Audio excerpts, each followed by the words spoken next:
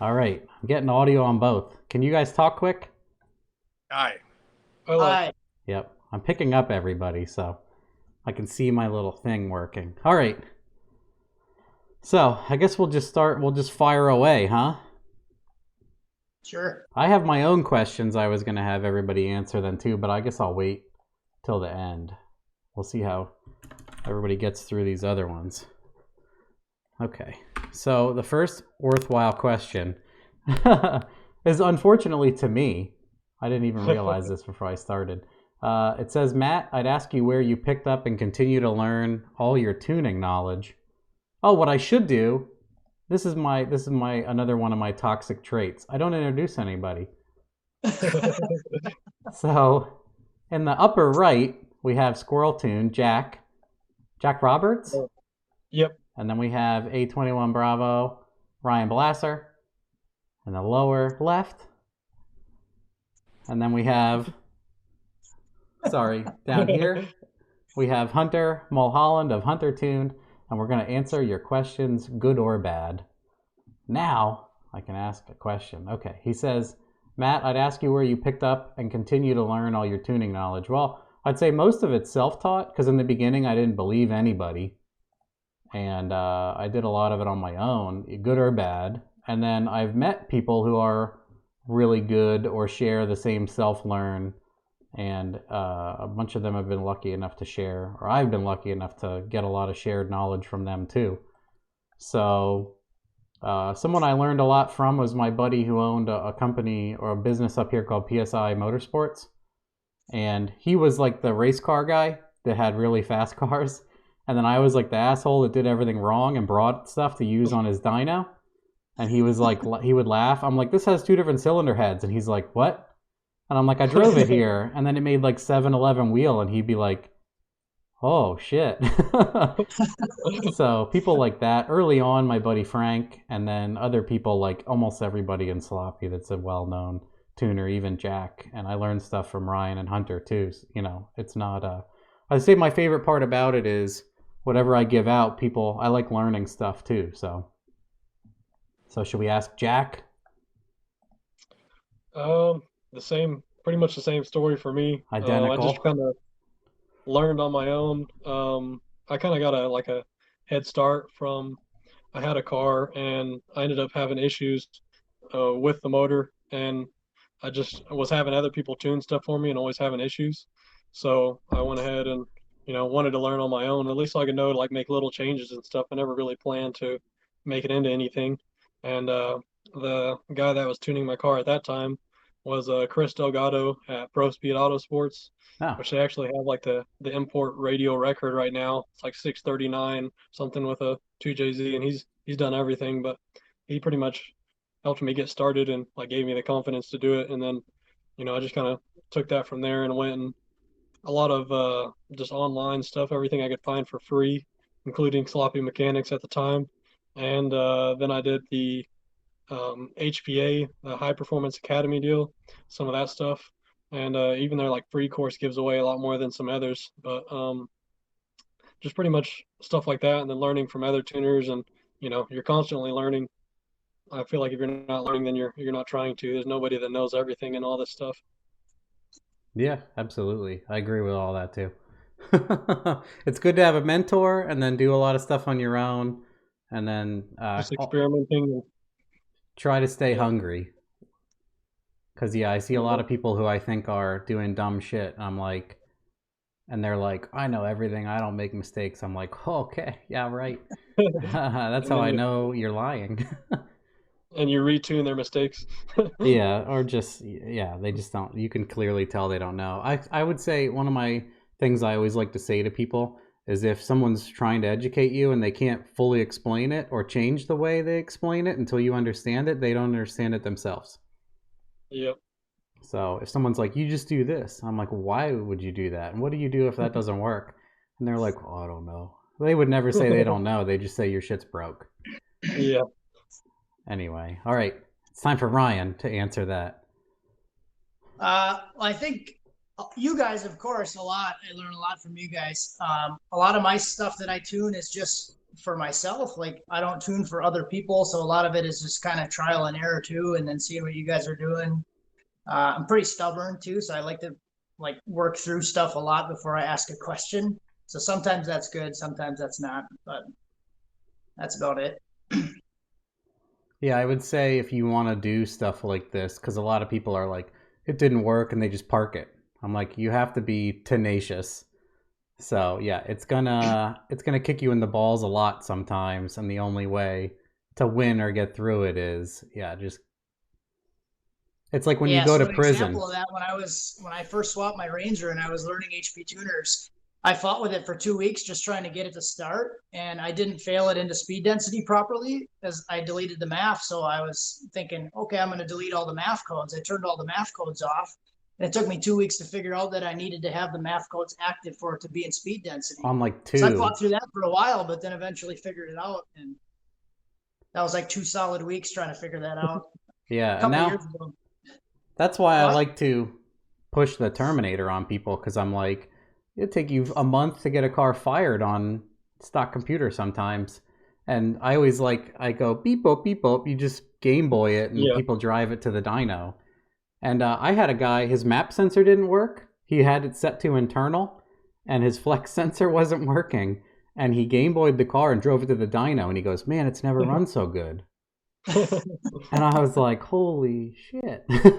I'm like, your main sensors don't work, and Holly was just adding like 50% everywhere. And I was like, "Wow!" And he's like, "It's never run so good." I'm like, "Whoa, okay." It's funny how, like Ryan, you were saying, like some of the cars fail very easily. Some of the cars don't fail very easily. Some of them you have to put 1 or 2. Some only fail if you put number 2 in code 102. Right. Yeah, it's a pain in the ass. And then you run into some cars that won't fire. They take like 2 seconds to fail. So you have to go into the math table and type in like 1, 2, 3 until that carries over enough fuel for it to fail. At least that's my experience. Like you have to do dumb things sometimes. Yeah, the Escalade, when I had that on HP tuners, it wouldn't go into speed density. I'd have to sit there and start it like 10 times before it would actually fail. And then I had to start messing with the math table to get it to go. And it was a pain. But it's got Terminator now, so. Yeah, it's easy. You just beep boop, and it started, right? Yeah. Yeah, and I just did the cam swap on it. And I think I sent you guys that message or a video. I did the cam swap on it. First thing just fired and idled, like no issues, no surging or anything. Yeah, and people are like, "You're getting pushed to sell that." I'm like, "No, it's just really good." That easy. It's actually awesome. You should try it. And that's why one of the guys asked a question about Ryan, and we'll get to it anyway. He was like, "Why'd you take the micro squirt off?" And like you haven't already explained 10 times, all the onboard features you've used. Anyway, so we'll go to Hunter. Do you remember the question? Since we have gone on now. Something like, how'd you get into tuning, right? I'll recap. Yeah. It won't take long. Sure. It says, I'd ask you where you picked up and continue to learn all your tuning knowledge. I picked up a lot of tuning knowledge from my buddy Kurt Miller here in Madison, Wisconsin.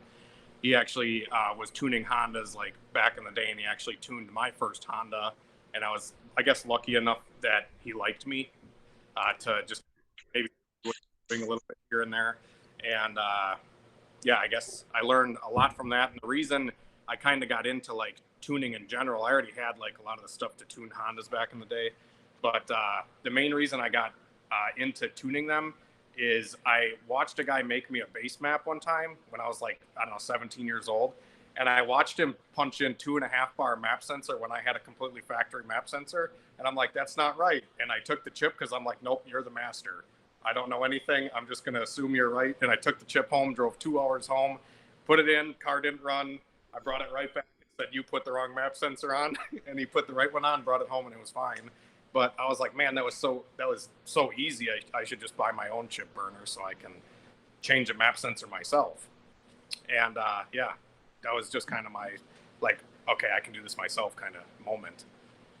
Yeah, I think that's a tip for a lot of people. Tipping point is they're like, I could do this. Even if I screw up, I can I will remember. If I screw up for a long time, I will always remember to not do that. You have to blow cars up to learn, and I guess I was fortunate enough to like just have the basic knowledge of an engine. Like, okay, this isn't right. Stop. You know, kind of understanding of an engine. Like, okay, this thing's coughing. I probably shouldn't stay in it, or just anything, just to kind of know the tipping points of an engine. I really haven't even blown up that many engines in my life, but the ones that I have blown up, I've really kind of learned from, and I remember the noises. Now we have another one for you, so we'll just go right back to you. It says, Hunter, any updated thoughts on the next gen 7875? I don't know the context of that. Yeah, I mean, the next gen 7875, I feel like, is the best turbo that VS offers for the size and money. Just because, I mean, you can have like a basic, 600 horsepower engine and go all the way. I mean, I went high to mid eights. My car, actually, I sold it to a guy down in Georgia, and he's been street racing it every weekend. And the car went 530s in the eighth with the next gen 7875, which I believe is the fastest. So I just feel like they're a really good turbo. I'm building Cutlass that I'm planning on building soon, and I'm going to use the Gen 3, like the new 7875, and I feel like I want to try to push a heavier car to the same caliber. That's just to see kind of, I think that 7875 is gold. It's like the best turbo ever. Like, it used to be, the cast version was like the best thing. Matt always recommended it, and now it's like, just get the Gen 2 for like $200 more, $300 more, whatever it is. Just because it's so much more turbo, in my opinion, I think it is, that it's just the best all-around turbo you can use it on, smaller stuff, or go big with it. Yeah, I would say it has such a dynamic range for the money, and especially if you get Gen. I always say I made that post that I was sad that it was retiring. The Gen 1 billet is like my favorite, just for cost, for horsepower, and then for range, and then for size and ease of install, and then I was like, there's nothing better than this, especially for the money. Yeah, the cast one was incredible for how much it was cheaper, but if you wanted a good like transient or response, the billet was way faster. But even like, horsepower per pound was really good on the cast too. I haven't done any Gen 3s yet. I would like to do Gen 3 also, because I was skeptical when even Varen was like, I have people picking up 150 wheel. I was like, really? And then we did my buddy's, he sent me one. He was like, do it. And then I was like, okay. And I found my buddy with the Colorado, and I'm like, you want to do this? And he's like, yeah. And we made like an honest 125 over, but he ran completely out of injector. And I was like, it probably will. Maybe it'll go more than 150. An interesting note, though, is that turbo, in my opinion, the billet Gen 1 and the billet Gen 2 make the same horsepower per pound, but the Gen 1 stops. And then, so they'll both make like the same horsepower at 25 pounds, but the Gen 1 stops making horsepower, and the Gen 2 will go to like 33 and continue to make power. Yeah, I've noticed that the Gen 1 7875, they do have like almost like a boost limit where they don't make any more boost than 22, 23 pounds. Where the Gen 2, I ran 29 pounds. I capped the map sensor. So my 3-bar. That's why I keep recommending the 4-bar, the $18 AC Delco. I'm like, everybody's making 30 pounds now. Like, might as well get the ceiling higher. Now we'll ask Ryan, I guess, about, I'm going to stop talking. What's your thoughts on the next gen? I guess this guy is like, what do you think about the Gen 2? I don't know if you've used Gen 1 and Gen 2. I actually just broke my cast reel 7875, the Gen 1. I sucked the vacuum line into it, and then like 3 days later they announced they were retiring them. So that was a little sad. But I haven't used the next gen, but I saw what Hunter was doing with it a lot. So I mean, I think it's definitely worth it. It seems like a really good turbo. Jack, have you used them? Not that I can remember, at least. I do have a similar like hero turbo for myself, though. Is actually the cast S366s, just from Borg Warner. Just the basic, nothing special with them at all. They've been a lot more capable than I expected them to be, and we even swapped to like a billet, like 7175 S300. And honestly, I think the cast 366s were just as capable. And we've gone like 143 miles per hour in the 8 at like 2,950 pounds pretty Yeah, easily with the cast 366s. that's So a 6673 T4, right? the one that went 143 was, but mine was a 6668, and I went 141 with it on my little 4.8. So They probably with lit a two of little bit them, sorry. better. I've noticed smaller engines definitely make more horsepower with a smaller turbo. And I know that I've used S366s on Hondas before, and they just like don't quit. They just keep going. Yeah, I've heard the same. I wasn't very familiar with those until my buddy Chris Ortiz put them on his LTD, and it made like 950 on the loaded Mustang dyno, and he's like, I just quit there because I'd rather puke the heads at the track. Yeah. I was like, whoa, and then a bunch of people were like, yeah, I made 1100 with 6673s. I was like, wow, okay. I had no idea they were that capable, but same thing, like they're probably very cost effective also.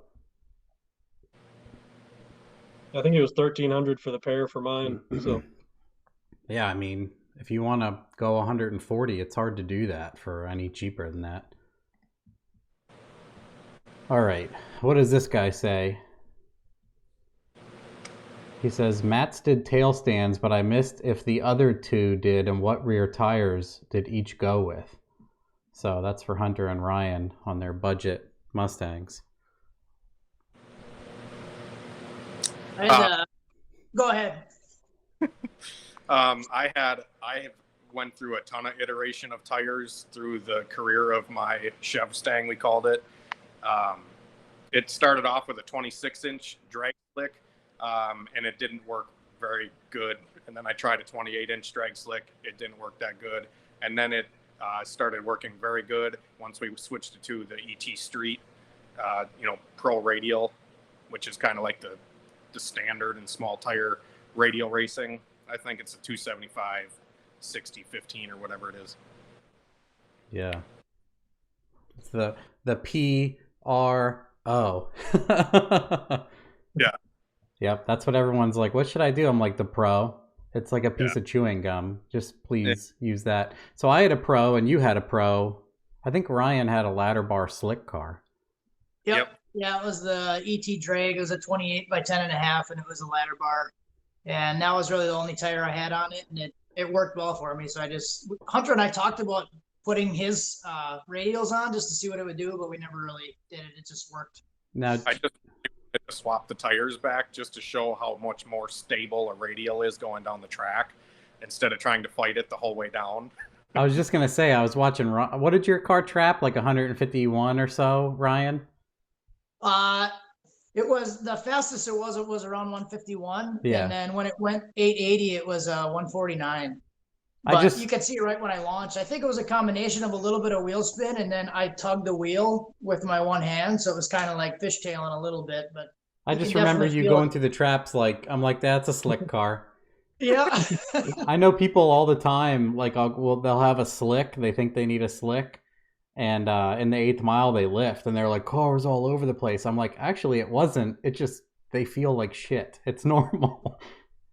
It's the rim just riding in the outside of the tire like this the whole time.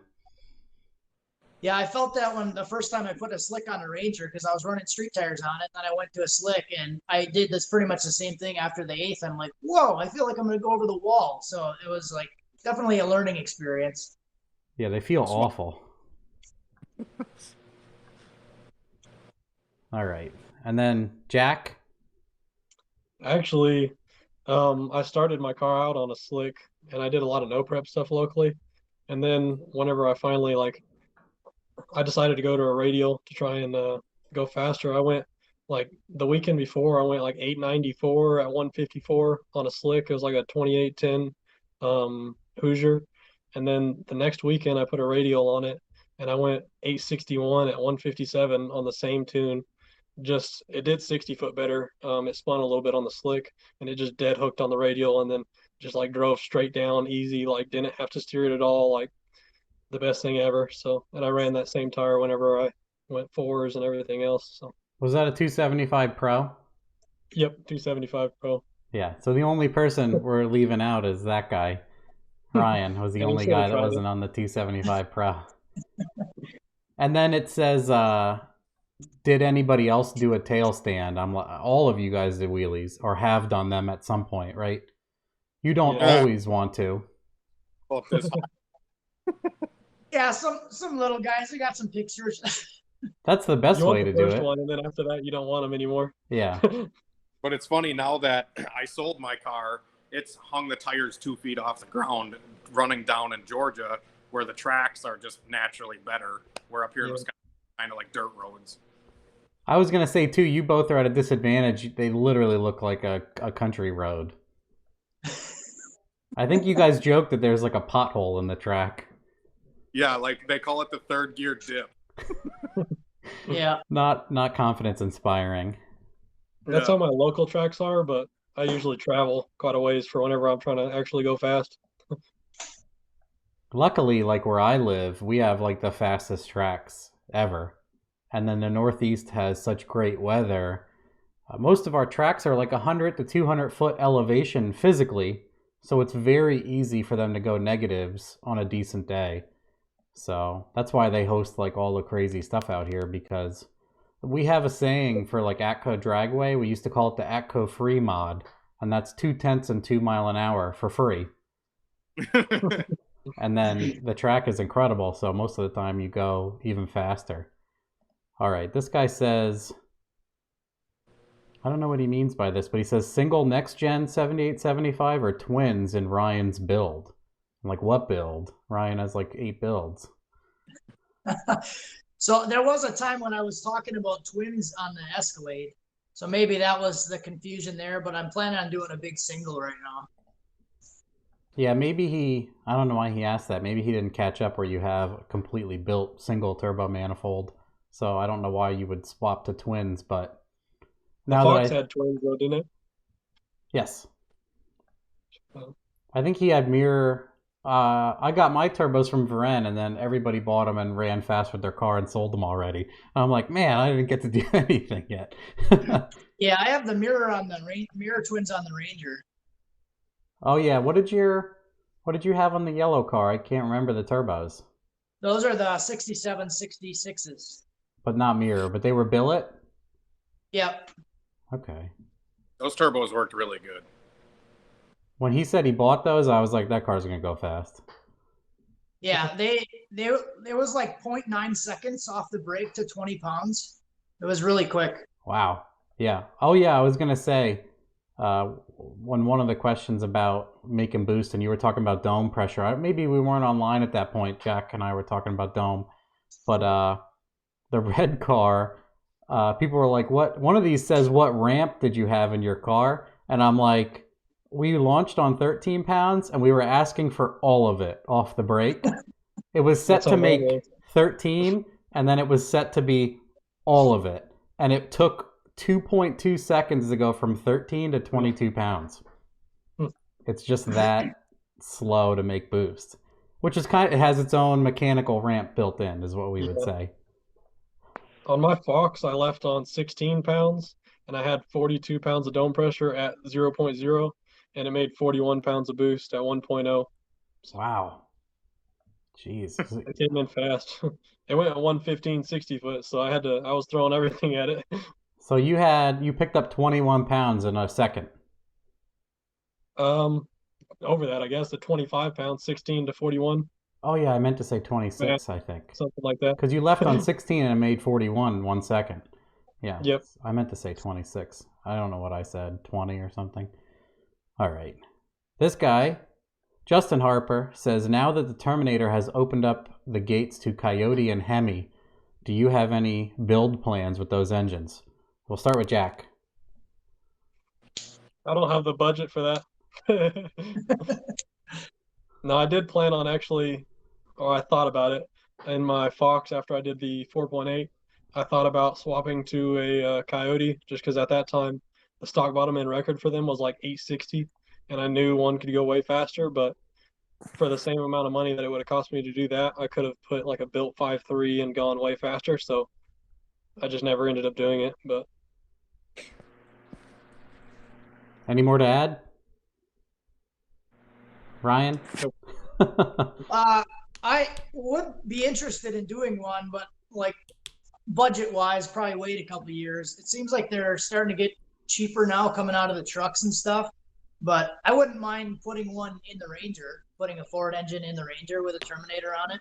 But that's set up for 4-wheel drive, so I'd have to figure out like a lot of other stuff. But yeah, I wouldn't be opposed to doing one down the road. I would like to do one, I suppose.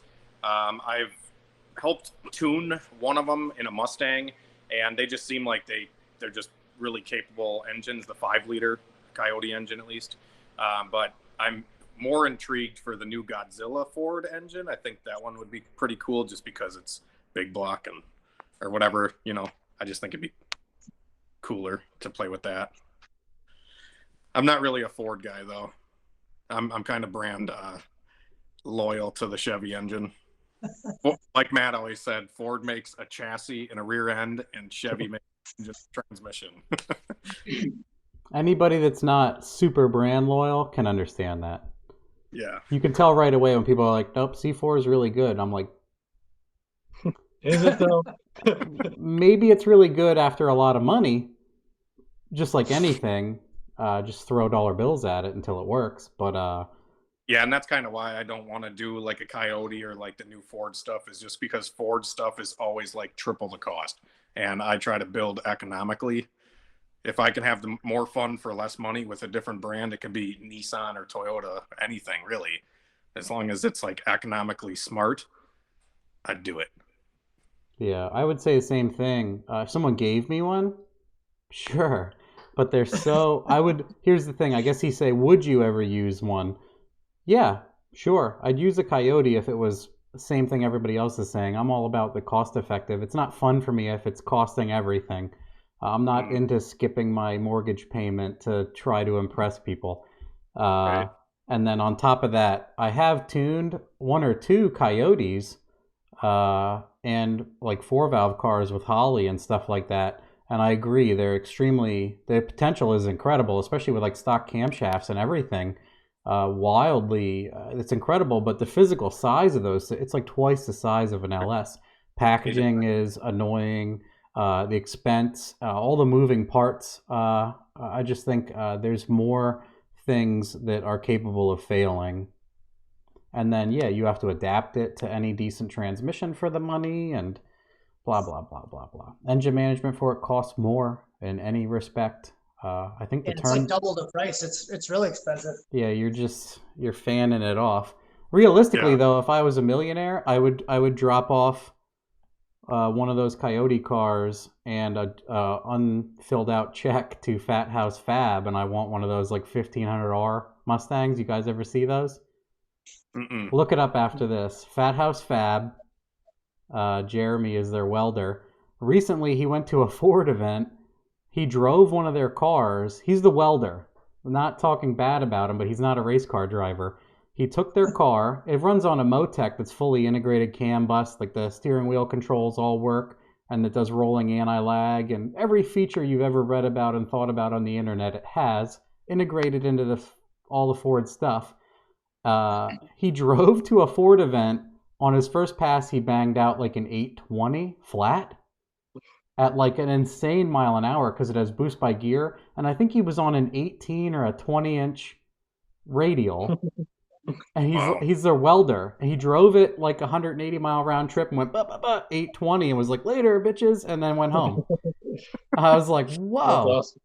Whoa. And that car has traction control and multi-stages of boost and track. Literally everything you can think of. So you can do anything with a Motec. Yeah, you can be not that great and just shit on people with that car. Like, you can miss gears and whatever. You can try to do a highway burnout and it won't let you. Like, it won't let you kill yourself unless you turn everything off. But yeah, that's insanity is the capability there, but the price point is not interesting for me. All right, so. Okay, this guy, same guy. Wow, this guy asked like 5 worthwhile questions in a row. Hindsight. Oh, no. What haven't you done with a Terminator that you still want to try? All right, so we go Jack first. I thought about doing like a boost by mile per hour or something like that, which I know is not very hard to do. I thought about actually doing it with like a just a Mac valve or whatever, just like percentage compared to like mile per hour. I think that'd be fun to do. It's not even anything fancy. I'm sure it's been done plenty of times, but there's so many options. I did videos on it, Oh yeah, how there to you set go. it up, I'll and go look at it. I said it's very easy because I have a lot of 80E cars. I'm like, you get a free vehicle speed sensor. Yeah, that's true. Yeah, and I showed how to do it with raw output, but same thing. Yeah, like the truck that made 850 wheel, I had that all set up by boost by mile an hour, and like my Colorado 850 truck, you can actually use on the street a lot of that 850, but not really under 80 miles an hour, in my opinion. Yeah. Once you get like 80 or 100, you can throw a lot at something like that. But yeah, okay, and then we'll go Ryan. Or do you have any more to add? Nope, that's pretty much it. Okay. I don't have that many ideas. Ryan's next. I think maybe I usually when I do boost control, I usually just do the raw duty cycle. So I'd probably maybe like to start messing around with like some CO2 or air and try that. I do have the dome map set up that you had in a video on the Ranger, but I'd like to mess around with maybe a little bit better control. I feel like that opens the door for a lot of other stuff too. I haven't used the dome on a Terminator, and the map thing that I showed people how to tap in is like wholly unreliable for people, but I think that's because a lot of them don't understand how to control a PID loop. And tuning one of those comes with years of experience, in my opinion. So people are like, it's all over. And I'm like, that's a turn your proportional down, or, you know, and they're like, what? And I'm like, it's going to be very difficult for you. Just lock it out, please. I would like to see if the dome is very good, because a Dominator dome is incredible, but it has a simple job. And then the best way for it to work is 2 solenoids. So that uses up most of your Terminator package. But, yeah, sorry. You have any more to add? Anything you want to do with a Terminator you haven't done? Not really. Maybe be more successful with some of the other stuff I've been trying. Like I've been trying to set up like a cruise control on the Escalade. I think I sent you guys the picture of that. I had the whole circuit working, but it has a drive-by-wire offset is what I was using, but it only goes 5%. So you can get it to work. I had a working circuit, but it would only cruise at like 35 miles per hour. So working on some other stuff, but I feel like that's a thing. They don't want to do a lot of street car stuff because they figure a lot of people are just racing, but I think it would be easy enough to implement, and they should just try to do stuff like that. How easy would it be if you had a mile an hour input and you just hit lock, and what it does is modulate the throttle to maintain that mile an hour within reason, right? Like a 50 TPS thing or whatever. What was I going to say? yeah, so what I had it doing was it was offsetting the drive-by-wire offset. So it was adding 5% to whatever like your idle cruising percentage was when you had your foot off of it. So when you take your foot off, it goes back to like 9-10%, and then it would basically just add 5% to whatever that was. So that's why it was like 30-35 miles per hour, because it was sitting at 15%. I tried to offset the 3 1D tables, but that didn't work. It's just 5% of whatever the base throttle position is. I think if you got a solenoid big enough, you could create a vacuum leak large enough to set a slope to target the mile an hour. You'd have to probably hard program the mile an hour, though. Like, I always drive 65, and then you could set a slope, and it'll just vacuum leak until it hits 65, and then I don't know. I think that's a decent idea, but it's hard to get something that leaks that much air, in my opinion. Right. Oh, okay. Hunter, do you remember the question now? I would like to use, just like Ryan, I would like to use CO2 boost control on my new car. And then maybe try to implement a speed sensor of some sort, because my new Mustang has like ABS and stuff. So it has like the reluctors on the hubs. So I'd like to maybe implement a speed sensor into basic Terminator somehow. Super. Let me interrupt you, but it is very easy to do. I was watching your update video. An ABS ring is a fantastic way to do wheel speed, especially a front one. So, because if you do rear wheel and you're adding boost off rear wheel and you spin, it's like, wow, boost. Yeah. But they sell these, and I can link you to these. They're like $13. Jack might know about them because Jack's all up in the hot shit. No? No, It is no. a VR to 5-volt input translator. So it takes a VR to Hall effect. And it's tiny. You can put it in your wiring and shrink wrap it.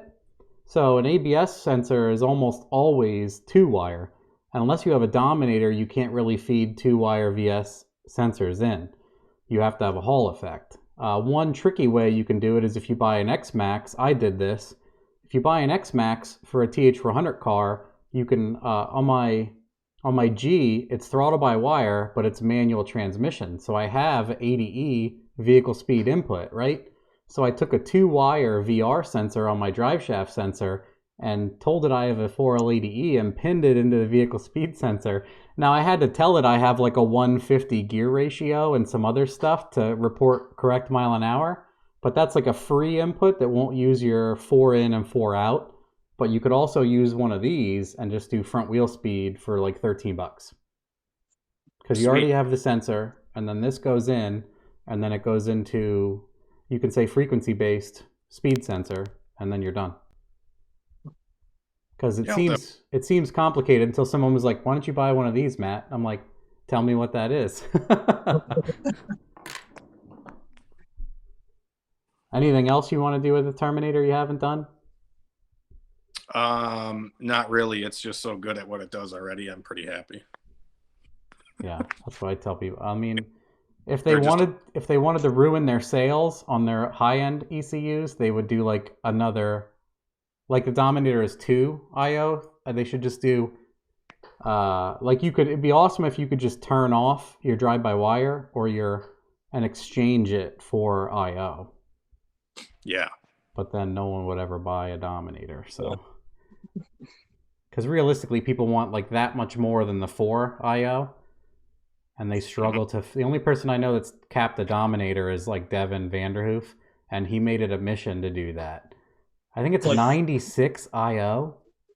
It's like stupid. It's like 40 out and 56 in, something like that.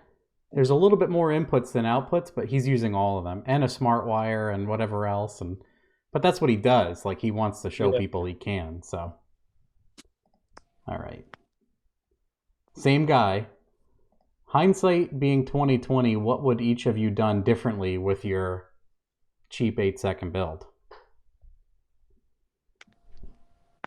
You don't have a cheap 8-second build, but you've been there, probably. You've had a fairly cheap fast car, right?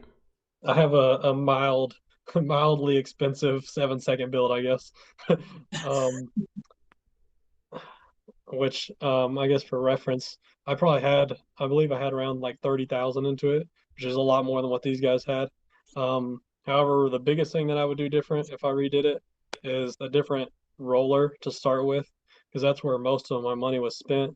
I just was kind of just getting into like the drag racing stuff and didn't really know what I was looking for. So I was just looking for a caged Fox body pretty much, and I overpaid a little bit, quite a bit. I paid like 13,000 for a roller. So if I could have got, I see them all the time for like 3 or 4,000 that could have done exactly what I did. I could have saved a lot of money there, but that's the biggest thing I would have done differently, I think. And then maybe not air to water, maybe just air to air. Did you buy like a 25 Tude car that was like fully tubbed and everything and certified? It was no, I overpaid for what it was. It was a 25.5 like mild steel. It did have mini tubs and it had like aftermarket torque boxes and stuff. It was just like a braced 8.8 and just basic suspension stuff. It was like strange double adjustables in the back and singles in the front. I just really didn't know what I was doing, so Okay. I kind of went and bought it. Yeah, 13 on a chassis will kill your budget. Oh yeah, yeah, yeah. It's hard to do it for 8K when you spend over that on the chassis. Yeah. Yeah. And then, are you done? Yeah. Okay. Ryan? Uh, it's not really that much performance related, but I would have painted it, I think. So I would have put a hood on and I would have painted it because I always wanted a black one, and it was that really ugly yellow color, and I had plans to paint it. And then when I sold it, that's the first thing that the new owner did was he painted it, put the hood on it, and he sent me a picture of it, and it was like this black base coat, and it was just looked amazing. So I think that's probably one of the things I would have done differently earlier on.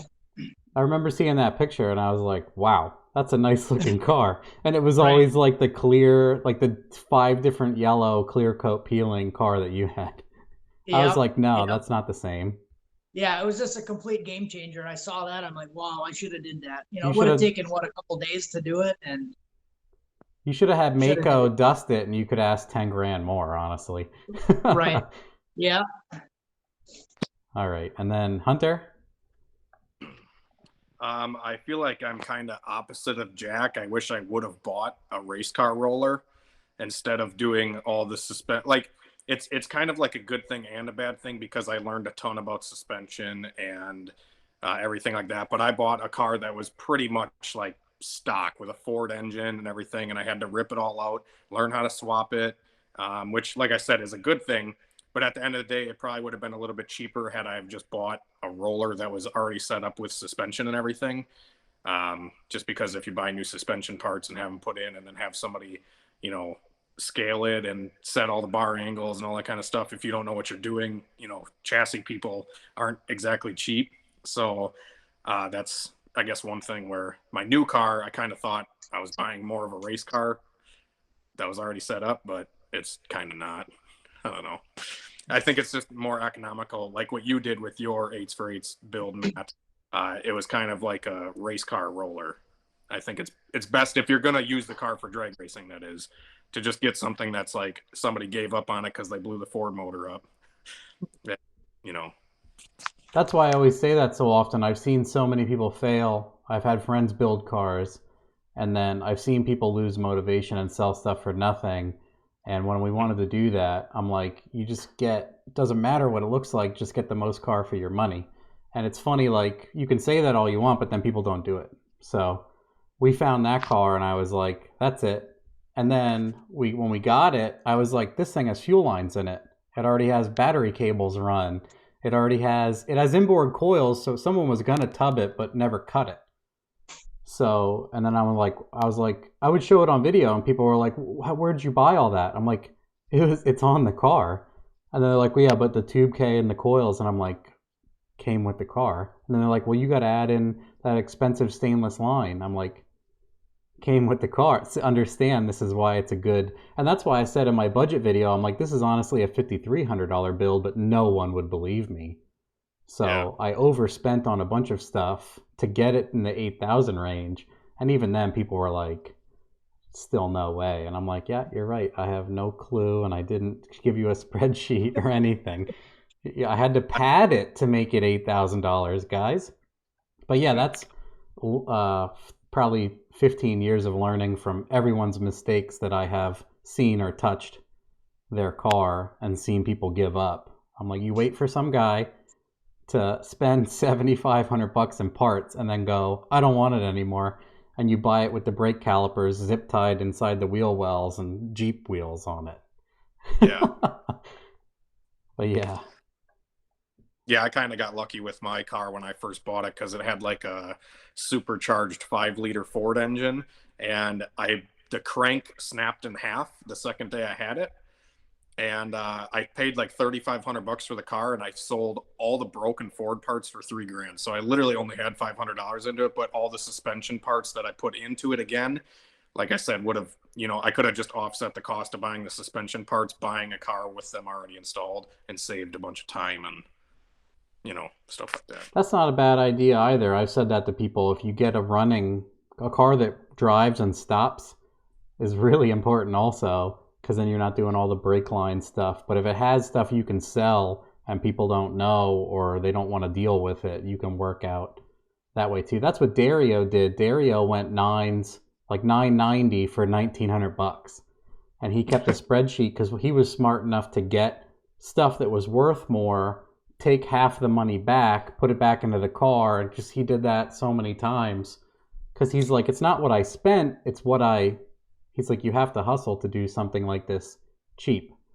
and that's what he did. So kind of going back on the whole Fords being expensive thing, a blown up one was almost worse with what I paid for the whole car. Yeah, unbelievably. Yep. Well, I mean, 100% believable, but that's why you say buy a $200 4.8, and people are like, that's stupid. I'm like, yep, it's not though. Super dumb.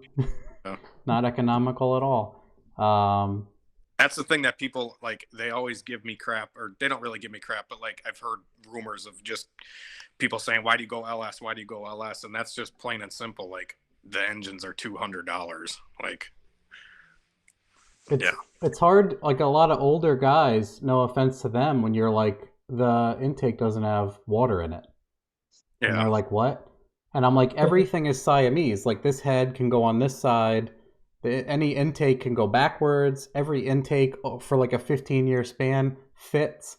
And they're like, what? I'm like, you don't have to have an inch thick RTV layer on the lifter valley for the intake to seal. And they're like, again, they're baffled. And I'm like, yeah. You're like, beer, beer, beer, beer, and you rip the intake off and throw it across the room and then stuff it back on. And they don't get that. They don't understand that all the seals are reusable. They're like the metal or the Vuitton, I think it's called. Is that the name? I'm going to look at Jack. Don't to me, I don't know. The aluminum with the rubber O-ring in it for like everything on the engine. The oil pan gasket is riveted to the oil pan. Like, yeah, you're just like ripping 10 millimeters into everything and you just shrug, whatever. And then people are like, I mean, me and my friend built Fords for like 10 years, and we would get a block that was supposed to be good, and the timing cover wouldn't fit from the other engine. The water pump didn't fit, everything. And you're like, you drop into your distributor that fit the last two motors, and now it's loose, and you're like, what the hell? Now I got to buy a $200 distributor that's MSD that's probably not going to work, but fits. It's tough. And then you need to buy a 6AL box that hopefully isn't burnt. Everybody wires them wrong and blows them up. Yeah. Anyway. Yeah, all that stuff is literally just like Legos, pretty much. Like it's super easy. And then I have a friend people always ask how far can you go on stock coil packs, and my buddy Jace Nestor made like 1780 rear wheel, and it just started breaking up. And he bought smart coils now, and he's like, it doesn't break up on like 40 some pounds now. And I'm like, okay. Well, Mark's car has stock. It has 06 Silverado coils and wires from AutoZone because it has unlimited exchange. So that's why he did that. And people are like, it looks plug like gap. Yeah. I've been to like 1500 on methanol, non-intercooled, like 3.6 AFR with stock coils. So yeah, that's like Jace. It's mind blowing. All right. What kind of plug at that power? I want to say it was like 14 or something on like a 9 heat range. Okay. Is that a resistor plug and a 9? No, it's it might be. I can't remember now. It's like I can't remember the It's an part number E3 now. part number, right? Yeah, it's like I No, don't I'm know. joking. It's R3 something. The split fire plug. 372 something whatever -9. That's all I know. I always have to look at my order history on Summit.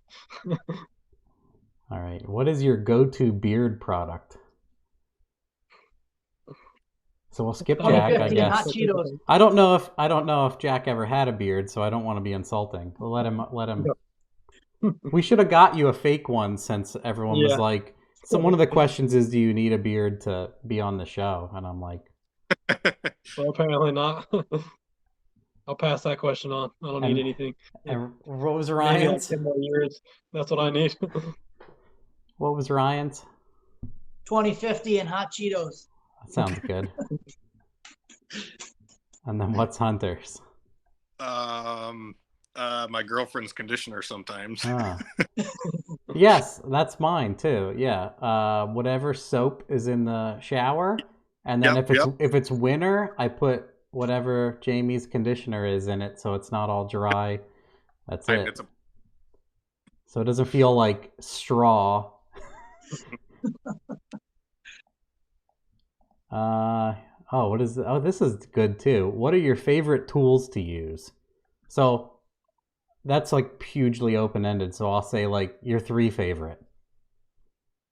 Jack. I don't know. I don't even have an answer for that one, honestly. I don't think. I guess the laptop would be my number one. That's what I use most. It's a good you know. answer. That's That's it? pretty much all I do. Okay. And then Ryan? I would say I started to like just like a 3/8 ratchet with a swivel head on it. It took some getting used to, but that's like one of my favorite wrenches now. I use the thing all the time. And then 2, I would say a welder. Like you don't know what you can use it for until you have it just sitting there, and you can pretty much do whatever when they're around. And then number 3, I think a digital multimeter for checking electronics and stuff. I like to like check electronics and trace down wiring and look into that stuff, and even like something as simple as using a continuity buzzer for harnesses and trying to figure out what wires are doing. It's pretty valuable. And then I like laptop, I guess. And I actually had a subscriber send me a Snap-on cordless ratchet, and I was like, oh, I'm never gonna buy one of those. And he's like, no, I'm gonna give you one. And he sent it to me, and I use it all the time. Like literally, I drain the battery every single day I'm at the shop because I'm constantly holding the thing wide open and just going bolt to bolt, just slam it on, and it just rips everything off, and it does it super efficiently. I think that was one tool where I just didn't really think I'd ever use, but now that I have it, I couldn't think of working on something without it. And then a cordless impact is always really nice, especially for like going to the track, and if you want to change tires around or anything like that. I just have the cheap Harbor Freight one, but I would like to maybe get like Milwaukee stuff soon. I actually just bought a whole Cobalt set on sale for Black Friday, and it's like the nicest stuff I've ever had. So like any of the new cordless stuff is really like a good start. I feel like the cordless stuff is a good start for a lot of people now if they don't have anything, because they sell like kits now for like $250. You can get like everything. And then number 3, do you have a third?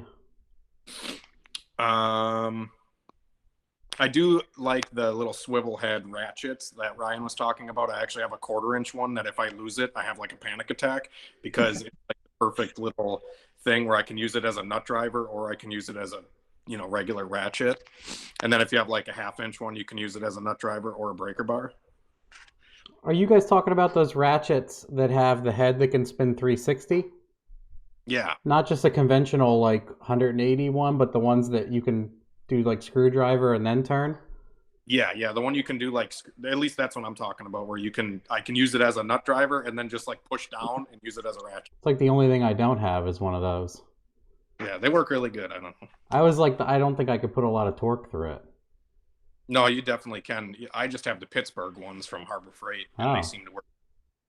Might have to get one. All right. I guess I'll answer. Sure. I would say, like, can I cheat and be like all my Milwaukee tools? Every Milwaukee tool I have is incredible. I agree with Hunter. If you don't have tools, don't buy a compressor. Don't buy air tools. The Milwaukee and DeWalt and the Ryobi stuff is all very good. Just find which ones you like. Yeah, the electric ratchet it will change your life. Mm-hmm. And then I also one of my favorites out of the Milwaukee group is now they came out with that 3/8 stubby impact gun. Incredible. It's only like 4 inches long, and it can blast off. If you watch Project Farm, just did a test on them. It was more expensive than everybody, but it crushed everybody on, like, if you have a high demand or high torque and stuff, he would tighten, like, he had an 8-lug truck and he tightened them to like 175 pounds and knocked them loose with the Milwaukee. And he's like, that's insane. And then he put it up against a hydraulic ram and it made like over 2,000 PSI of force. Yeah, incredible. But then I'd also agree a good laptop, since I do like IT, like a really good laptop is really incredible to use.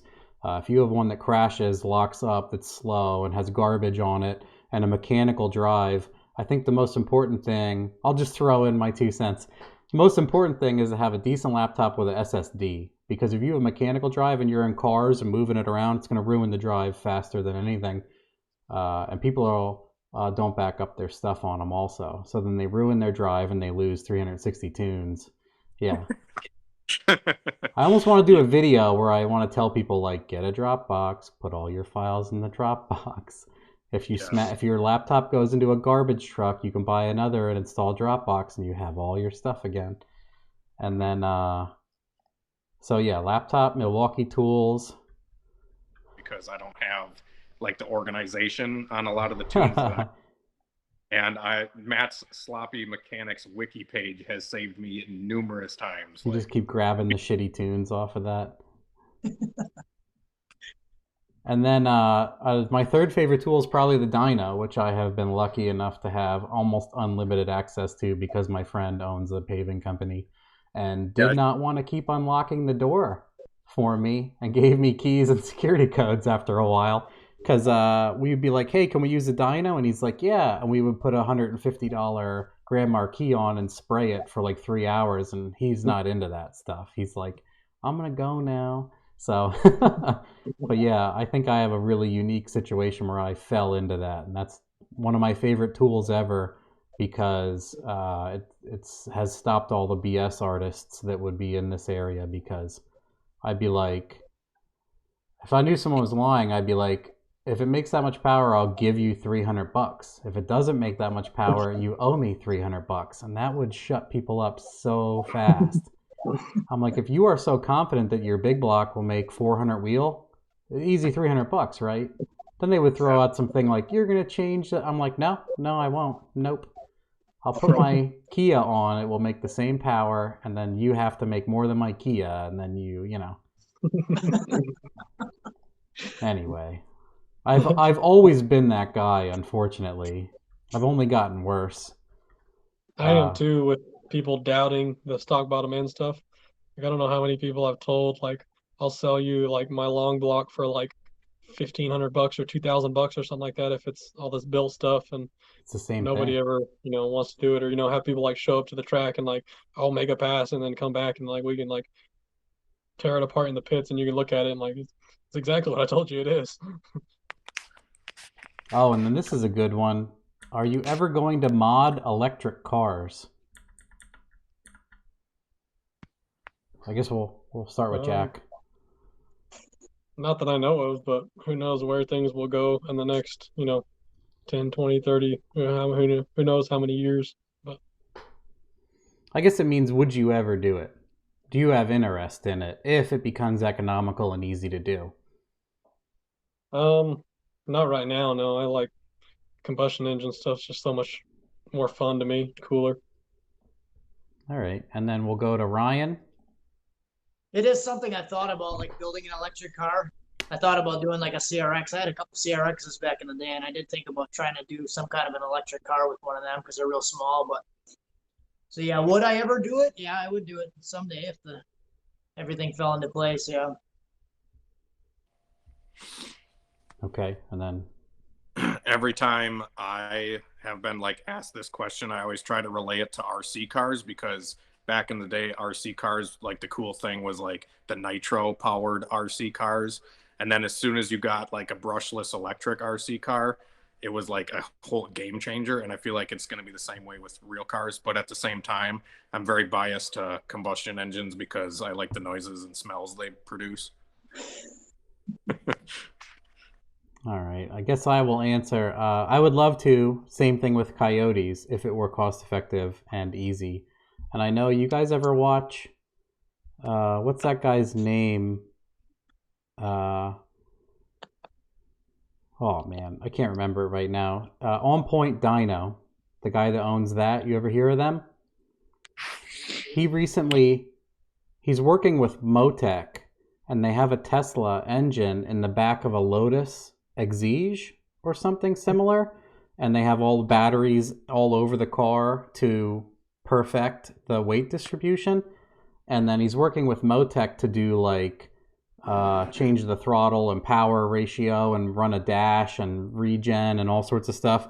But I know that's going to be $1 million for a Motec ECU that controls a Tesla engine. But if that could ever be, I have serious interest in electric cars, but I know it's going to cost millions of dollars. So yeah. If I know eventually combustion engines will disappear, so electric will be awesome, but not right now. Same answer. Not right now, but I have serious interest in them. I like. A couple times I thought I was going to buy a Tesla, and one of the times when the Model 3 was coming out, I was going to sign up for one, but then they were like, we need $2,000 and you might not get the car for a year and a half. I was like, well, that kind of sucks. I don't want to get one anymore. So I'm going to wait till one is half the price and 1 year old probably, and then move into one. But yeah. All right. Oh, this guy's just, he's joking. Okay, I read all of it. I was going to skip his question because it says what cam, what oil, and then it says I'm just joking, blah, blah, blah. This is kind of, I wish people would, at least they're asking questions. He goes, what would y'all do different on the next one? So I guess he means the exact next car that you build. What would you do different from your last builds? Well, I can tell you exactly what I am doing different on mine. I still have the 4.8. It's the same 4.8 that came out of my Fox body. And I don't know if we've mentioned it, but I actually currently hold the stock bottom end 4.8 record. And my only plan is to make that further into the fours. I don't really plan on doing quarter mile stuff, but I'm sure it'll probably coast to faster than what the old one went. And what I changed is I went from the twin S366s to a single GTR 88, which is a giant GT55 from Forced Inductions. That's way too big for a 4.8. And then I went to methanol and did some transmission changes and stuff as well, and converter. Went to a Hughes converter in order to, it's hard to get a converter loose enough for a little 4.8 and still make, 1,300 horsepower. So Hughes has helped me out with that. And then I just went to a little bit better of a chassis. So I saw you. Don't you have a dual dump valve on that new setup? Yep. That'll do her. Yeah, and then my converter is actually at Hughes right now, getting converted to their like bolt together and their specs, and like the loosest stator that they've ever put into 9.5, I think. And then Pete's also going to help me out with a 169 first year for the Power Glide. And I think I'm going to go to like a 430 or 456 in the back, because I'm going to spin this thing near 9,000 RPM. So I want to be going through the traps pretty close to that. That'll be disgusting. So if I want it to fall apart, I want pieces to go a long ways away. So low orbit. Yeah. All right. Are you still going to run the same cam, Jack? No, it's quite a bit bigger. Okay. So, all right. And then Ryan? I think I kind of am doing things differently, I guess, with the Escalade, because it's a complete opposite of what I had with the Mustang. Like, it's comfortable, heat, AC, like everything is just working, looks like factory. So I really like that aspect. So maybe kind of blending those a little bit together, and then trying to find something maybe like Hunter has right now that's like really clean interior and has most of the stuff there. Because the Mustang that I had was like completely gutted. It had a cage and that was pretty much it. Didn't have any electrical or brake lines or anything, so it was just didn't even have a dash in it. So I think I'd like to maybe start with something that's a little bit more of a complete car, and then work from there and try to keep some of the luxury stuff in there and go fast, and you can actually enjoy driving it too. I remember when you made the flex plate dash and everybody lost their minds. Yeah. That was a Yeah. good one. And I sent you arcade buttons, right? Yep. That was Yeah, like that yellow button's still in the car. That's what I had. I had a red switch to turn it on, and then the arcade button to start it. And then I even had the Terminator running my head and tail lights. I used one of the inputs, like basically my trans fan input. I just had that wire going to two separate relays, so it would run my trans fan and my head and tail lights anytime that it saw engine RPM. So then I had it set to when the throttle would go over 75%, it would turn all that stuff off. So no switches or anything for the lights. well, then you can't forget to turn them on. Right. And then I guess my first car, I kind of just like threw it together, was super impatient, and that's kind of how I've been with a lot of my cars. Is I just get impatient and I want to go do burnouts right now, and I don't want to wait. But this one, I'm trying to take my time and build like a car the right way, and just kind of make it where, I don't know, it's just cleaner and well thought out instead of just kind of like welding pipes together, which is what I did on my last one, and it worked surprisingly well. I had a T or an H as a merge, like a T, like it was an H pipe I pulled out of my exhaust, and I welded it for my merge for my turbo, and went bottom nines. But yeah, I just want to do like I said, more well thought out stuff, not rush it, and just kind of just build a cleaner car. I would say very similar for me. I did the same thing. I would just throw hot garbage together, see if it would work. And now I'm to a point where like the G has AC, the truck had AC and power stick, and I'm like, it's kind of nice to just get that and keep that. Or with this car, I'm going to try to add it all in and see how that goes, because I haven't done like do your own AC ground up, so I'd just like to know how to do it. And then, I think I've come a long way learning how to do wiring and pinouts and repin. And I've learned that garbage is fun and cool and it does work, but sometimes it's even easier to do a nice job, I've learned. Yep. So it's taken me a while to get there. And then I've also learned the car works better, your sensors work better, the ECU is better, like common grounds and powering everything correctly. And I get cars or I see stuff that people have issues with or noise or whatever, and I'm like, it's actually simpler to just do this, and it's cleaner and easier to use. So, but yeah, same thing. That's what I would do different. And every time I build a car, I get a quarter of the way through it, and I'm like, well, next time I'm going to do all this different. All right. And then my questions for everybody so far. I said, what was your personal best out of all your vehicles, if you have a few? Fastest ET in mile an hour and rough build cost to get there. Start with me again? Yeah. All right. Thanks, at least. I got it right here. I don't know how well you'll be able to see it. Can you see the ET at all? 780? 780, yeah. 168? Yeah, and 495 at 140 in the 8th mile. It actually blew a hot side pipe apart at like 1,000 foot. So, and there's the actual car itself. I'm sure this looks horrible looking at a picture in a camera, but not terrible. That was the best. And like I said, the budget, I think it was around 30,000, maybe slightly over.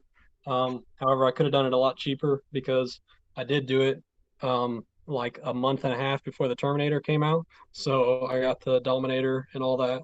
And then also, like I said earlier, I overpaid for the roller quite a bit. So I think I could repeat that for probably like in the low 20s.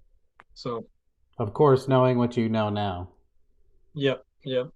I pretty much learned a lot of my tuning actually with that car as well.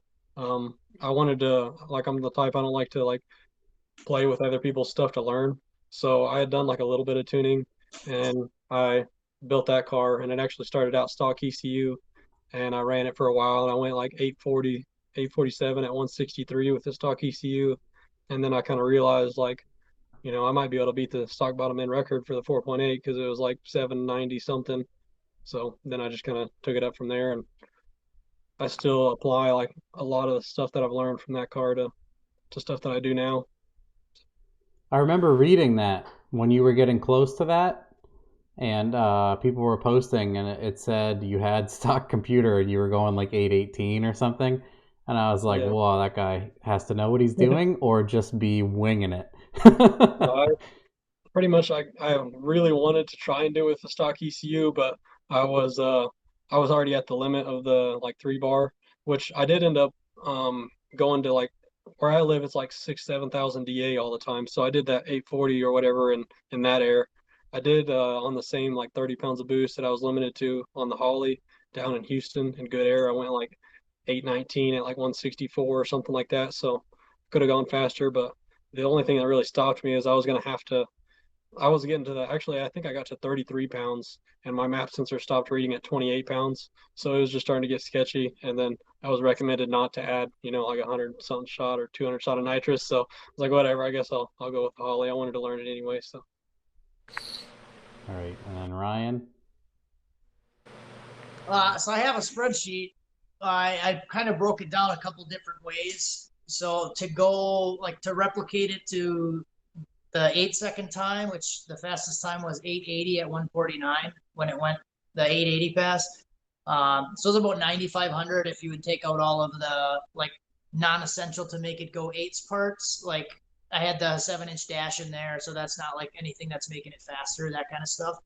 So I spent a couple $1,000s extra on just stuff like that, just because I wanted to have it in there. So I think the total bill cost was like around 11.5. It went 880. Very respectable. All right, and then Hunter.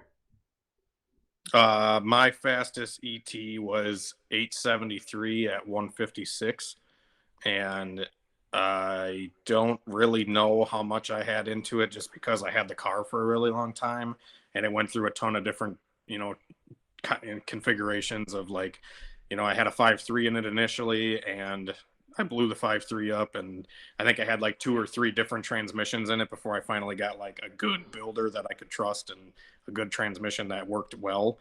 And then like 2 different converters, et cetera. But if I could replicate the setup that went 873 and now went, I think it went 530 in the 8th down south. I think if I could replicate that setup, I could do it for, between $8,000 and $10,000. Awesome. Yeah, I mean, I've said it like a bunch of times. Oh, go ahead. That there was definitely places that I, like Ryan said, that maybe you overspent or stuff that wasn't really a necessity. Like I bought a PTC converter and gave Ryan my old one, and Ryan went 80 with it. Yeah, similar like the Jags XHD and stuff like that significantly dropped the cost of buildings. That's why I did that car, to show people like the minimum amount. But I would say the same thing. Like I'll give the 2 numbers. Like I said, that car could have been built in the $5,000 range, but it was in the $8,000 range. But what we were gonna do is throw a bigger turbo on immediately, and that would have made the car extremely fast. And then spending $20 on Home Depot chains for limiters in the front, the car probably would have gone 860 at least, or 840 that day if we got the nose tied, because that was only the 5th full pass the car made, and it went 8 yeah, it went 880. I can't remember the exact, but a decent turbo, if we had pulled some of that money back and done a decent turbo and literally $5 in chains for the front end, it would have gone another 4/10 probably, like really fast. And then so in between $5,000 and $8,000 for that thing. But the money ticket on that car was a $1,900 roller that had probably $7,500 and stuff in it. The car wasn't pretty, but it was all there. All right. Oh, this says, were you happy with the outcome of your, fastest build to date?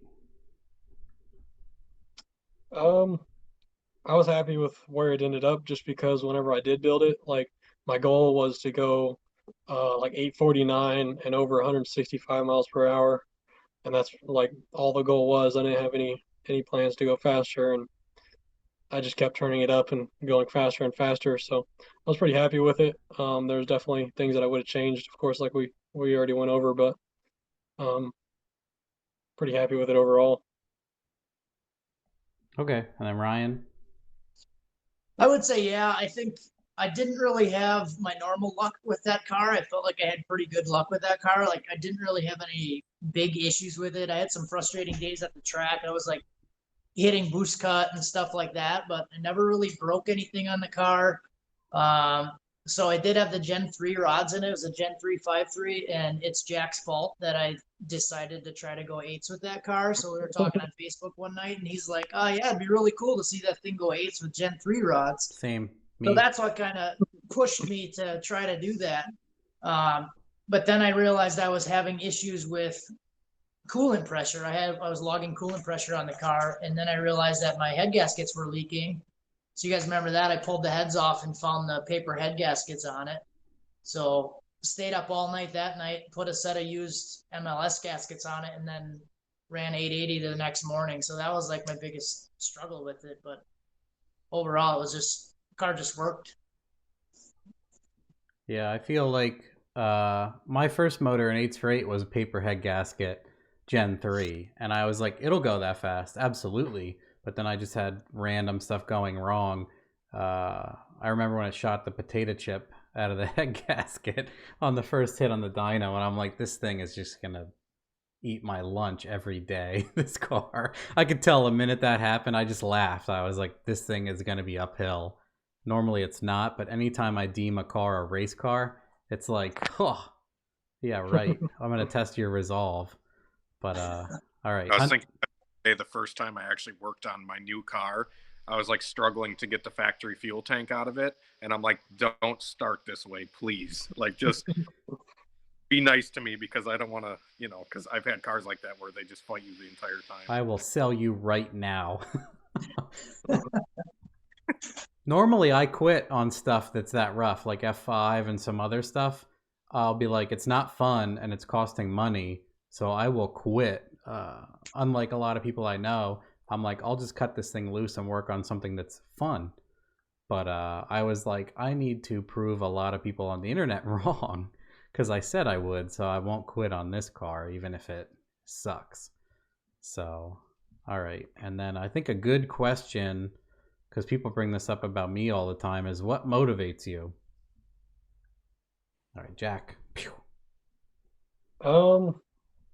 I think one of the biggest things has to be just people saying you can't do it, which I think is probably for all of us. Which like mine, I had some local people like in my area at that time. There really wasn't anything fast with like an LS. Like I honestly don't think. I think the fastest one was actually like some just kind of thrown together F body that I tuned that went like low tens, and there was some faster or slightly faster Coyote cars that they had talked about, LS can't be fast here for some reason. I don't know why it'd be different here. So that was one of the biggest things with my car. And then it ended up being like, it went mid eights. So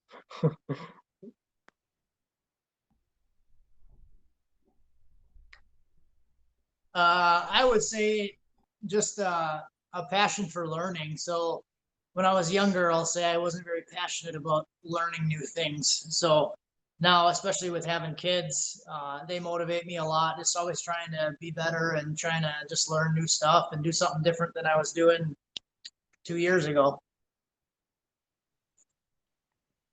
I agree with that one too.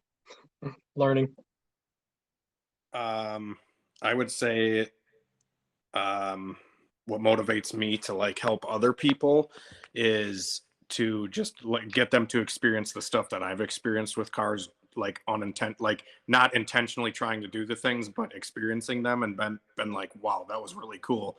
Let's do that again, and try to show somebody else. Like I've always drag raced Honda Civics for the longest time, and the first time I felt like a sub 1.560 foot was just like, why the hell have I been racing Honda Civics? So I guess just trying to show people that and try to just have others experience what I've experienced kind of motivates me to do more and show more so they can experience it too. Yeah, I mean, I have soapboxed about this many times, but educating myself, educating other people, anytime, like I would say happens once a month now, someone's like, I didn't ask any questions. I just read all your stuff and I built a car and I was a carbureted guy and now I have a fuel injected car that I can drive and start everywhere. It makes 500 wheel and they're like, it's absolutely the fastest thing I've ever owned. They're like, you're right. My carbureted thing was slow. This is obnoxiously fast. It's unruly and it's 500 wheel. Because people always come to me and they're like, all I've owned is all motor Hondas, and they build like a notch and it makes like 850 wheel with an 80E. And I'm like, please don't die on the way up. Please don't die. Because, if you punch this on a 40 roll and you have it in fourth, it's going to go up to 200 miles an hour. And where you thought you should have lifted is probably 300 feet back.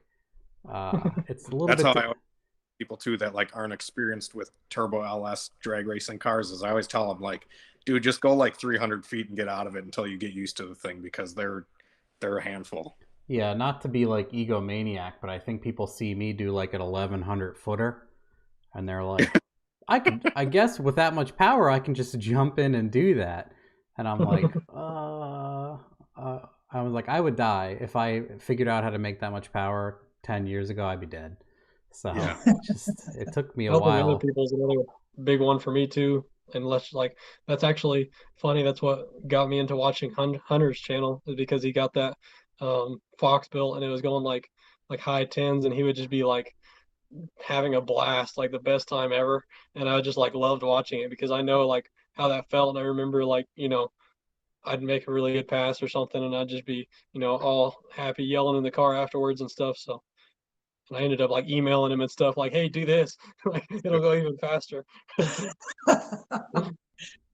Yeah, I think similarly, people think the stuff costs money or it has to be difficult or it has to, and I'm like, it doesn't have to be any of that. Like a 500 wheel, high tens is probably the most reliable fun you're ever going to have, because the cost to go to the next step, unless you have the experience, is difficult. So that's why I always say, what's your goals? Because I'm like, it's like currency. Everything has to, if you want $600 worth of engine, you need $600 worth of trans, diff, everything. But that 500 wheel zone is like the happy. You ever see that chart? I was just telling my wife about this. That guy that draws the thing, it says crazy and hot scale for a woman or women, and it says wife zone, transvestite, or it's a man, and then it's like fun zone and wife and what. I was telling her about that. I'm like, cars are the same. Like, there's just cost through the roof, and then people, all they do is spend, and it doesn't go fast. And when I started that 8s for 8 build, I said to her, this is going to make a lot of people pissed, because I even have friends who have 40 grand in a car that goes 960 and is not reliable at all. So I'm like, it's gonna hurt. It's gonna hurt people's feelings. But yeah. And I would say what motivates me also is people are like, you can't do that. And I'm like, why can't you? Same thing where I'm like, if you can't explain it, you have no idea. And I'm going to drill you. You're gonna dig a hole and I'm just gonna shove you in it when we're done, because I guarantee you don't know what you're talking about. So, but okay, we'll move on. But so we all have similar motivations. That makes sense. All right, and then I am going to ask, what features would you like added to a Terminator, since it's the budget setup, and we all understand that it has a cap on things, so it doesn't completely outweigh their more feature-filled ECU. But what would you add if you could? I know I'm forgetting like one of the huge ones that I'm sure I'm gonna hear right after me and I'm gonna feel dumb. But one thing that I think would be cool is methanol to be able to do that. But like I mean like methanol through the injectors, not like methanol injection, since it doesn't support that. But Oh, what it's do you just like mean, like gasoline. choosing the lambda, like choosing methanol for the fuel type and everything? Yeah, I wish they would Also, do lambda. yeah, that too. And also the sensor that it comes with won't support methanol. It just can't read that low. I think some people said like it reads down, I don't remember, like into the low fours or something like that, which isn't exactly The good enough. Bosch can read Yeah. fours? I th I may be wrong on that. That's what I thought I had heard. Or maybe it's like 4, 5, something like that. I Oh, don't remember I don't exactly. know how the scale works because I think it only goes to like a 10.0 on gas. Yeah. Yeah, the methanol is like six, I think it's 6.4, um, or whatever, Stoich or whatever. For So 1.0 lambda, yeah. yeah, And then people usually in between 360 and 4 wide open, depending on the motor. But yeah, yeah, it would be nice to have different fuel options in the drop down for a complete configuration change instead of just dealing with it.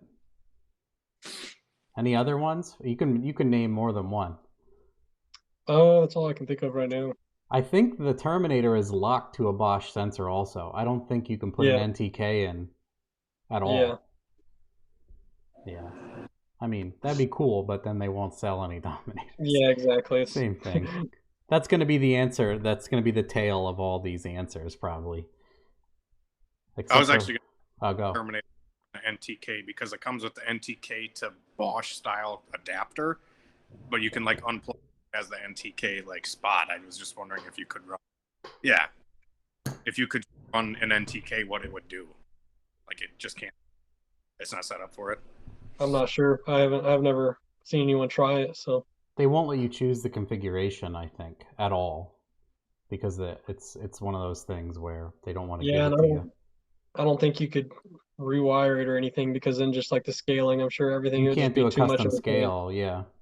Yeah, And I'm sure they just mass produce the harnesses to the point where they just sell the adapter because most of the Dominator stuff already had the NTK, so that's why they did that. Because I was like, well, why wouldn't they just put a Bosch, actor on the Terminator harnesses? Yeah, But they're I don't think you were on earlier when I showed this, but a while back before Terminator came out, Chris Ortiz was making these. And then he would give you a part number for a Honda Pilot wideband that's a 4.9 sensor, and then this plugs into the Holly. So you can get like a $40 Bosch wideband sensor instead of the Holly one. But now Terminator, he and I immediately messaged him when I pulled the Terminator box out. I'm like, look what they did. He's like, son of a. But same thing. They know that that's a cheaper sensor, so they made adapters. Same thing. All right. And then Ryan, what do you want to see in a Terminator that doesn't exist? All bets I off. think it'd be nice if they had like a thermistor input so people could do trans temp. I see people struggle with that a lot, unless you wanted to convert the sensor to a 5 volt, which you could do with a pull-up circuit. But I feel like that would be beneficial for people that don't have the X Max and have the sensor built into the transmission. What I've learned is funny though, because on my, like I mentioned about putting my vehicle speed sensor onto my drive shaft to get a free VR input, I have wired on the G, because you have IAT1 and 2 on a blower car, like an E67 ECU. So you have upstream and downstream. So you have pre-intercooler, post-intercooler. So you can see your delta. You can see how effective your air to water is. And I thought I'd be smart and I would wire the trans temp sensor as the IAT sensor, but they have a completely different scale. So, and there's no way to rescale it because it's the trans temp input. There's no way to change it. So I thought right. about buying a trans temp internal sensor and shoving it in the intake pipe somehow, but I've done any of that. I was like, well, I don't care really at this point. And you have any others you want to add? It doesn't have to be just one.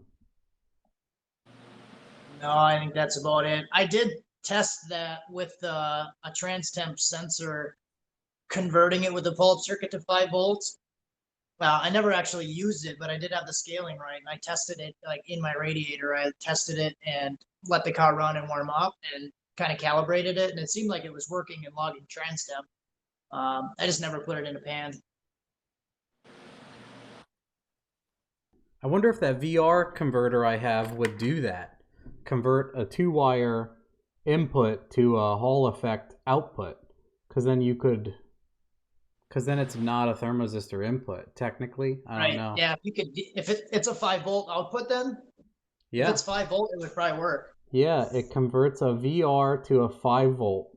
And you can choose on a Terminator frequency and some other stuff. So Yep. depending on what a VR outputs a voltage, so, maybe it will. I just got the idea because I bought like 5 of these because they were so cheap. I was gonna say to Hunter, like, if he does want to do the VR thing, I'll just like throw this in a box for him. It's probably cheaper if he just buys it himself, but I'll let him know what it is, or if anybody wants to know that. I always say I'll put the link in the description, but that's a lie. You're gonna have to ask for it, and then I'll remember to paste it. People are like, "You didn't," and I'm like, "Oh yeah, I'll dig it up now." But that's an expectation everybody has. But all right, Hunter, what would you want to see in a Terminator that doesn't exist? All bets off. Really, the sensor capability would be nice, but that's honestly all I can think of. Unlike the basic Terminator X, like for an ABS sensor wheel,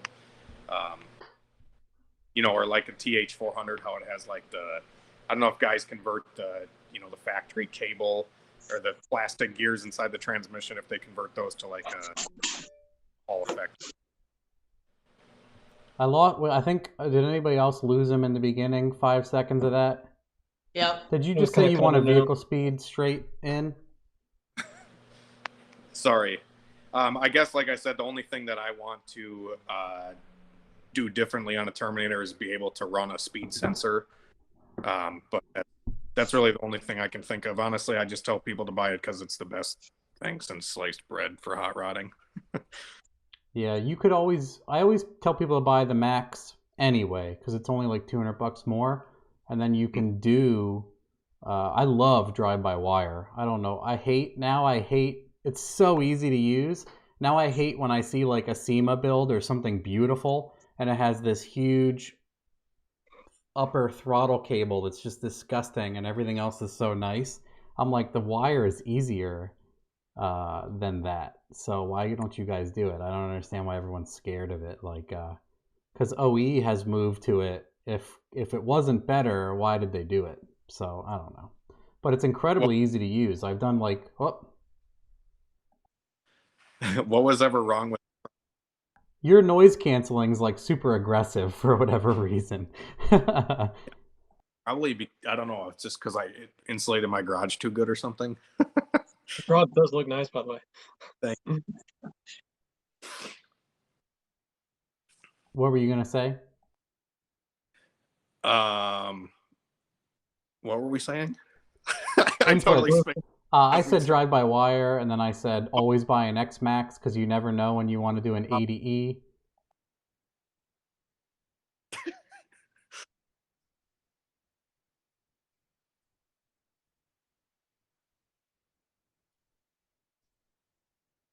I think you're 100% right because I have to talk after you're done talking, kind of thing.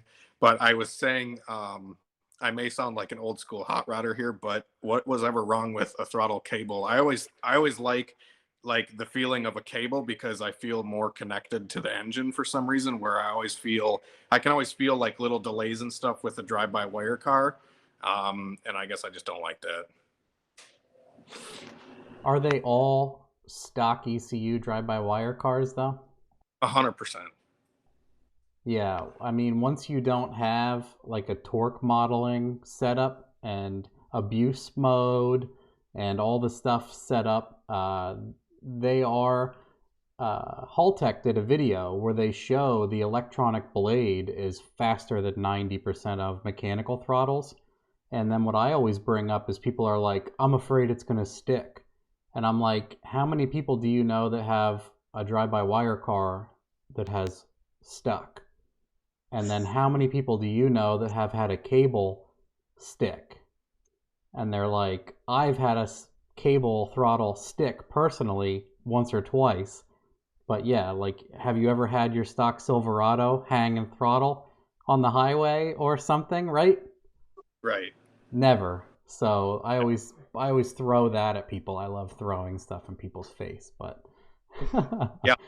Have to give one a try that isn't, a factory computer car. Like I had a Subaru that was drive-by-wire, and just like Silverados and stuff after 2003, and I just hated the feeling of it, I guess. You would be impressed. You would be wholly impressed how good Holley controls a drive-by-wire.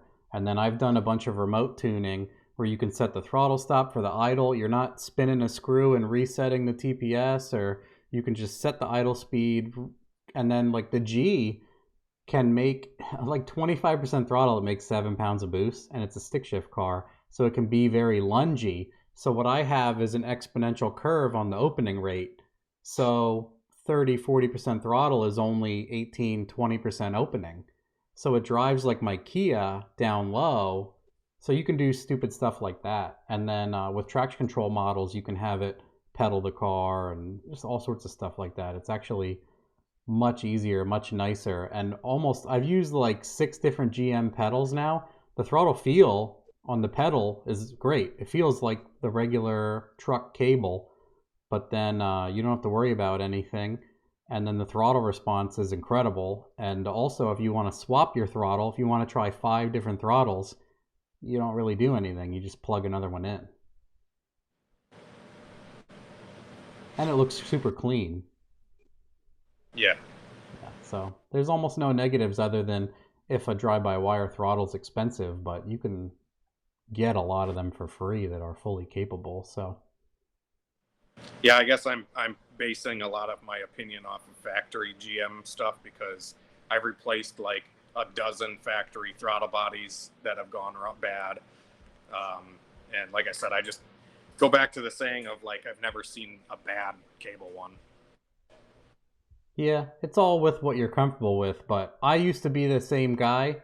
And well, I mean, once you have a standalone that controls a drive-by-wire, you get all your cake and eat it too. Instead of like I said, most of those trucks are set up because people will just trash drivetrains and transmissions and stuff. So if you've noticed on anything newer than like 2008, you can't even brake stand them. Because if you have what does that go again?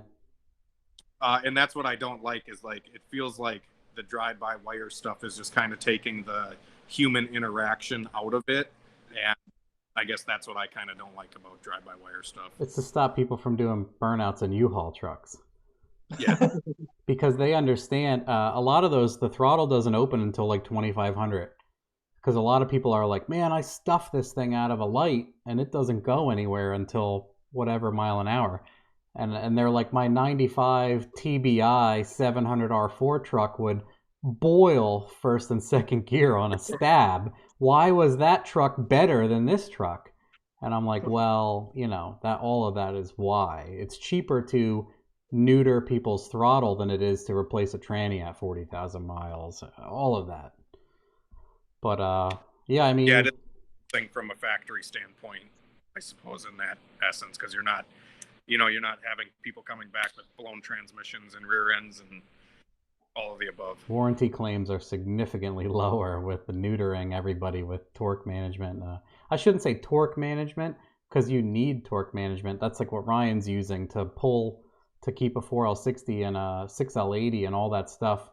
You yank all the power out within milliseconds and then apply the clutch pack and then whack it with the power. So it's not shifting under full power. But yeah, they all have their ups and downs, but most of the time the stock throttle is bad, but that doesn't mean that the aftermarket drive-by-wire is bad. And I think no one ever says that. So that's why I'm trying to advocate it.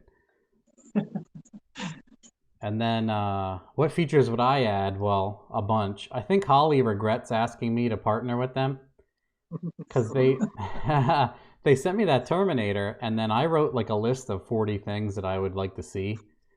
And I think they just, no offense to them, I think they just thought I'd be happy to be part of the program, and I would be so overjoyed that I wouldn't have suggestions.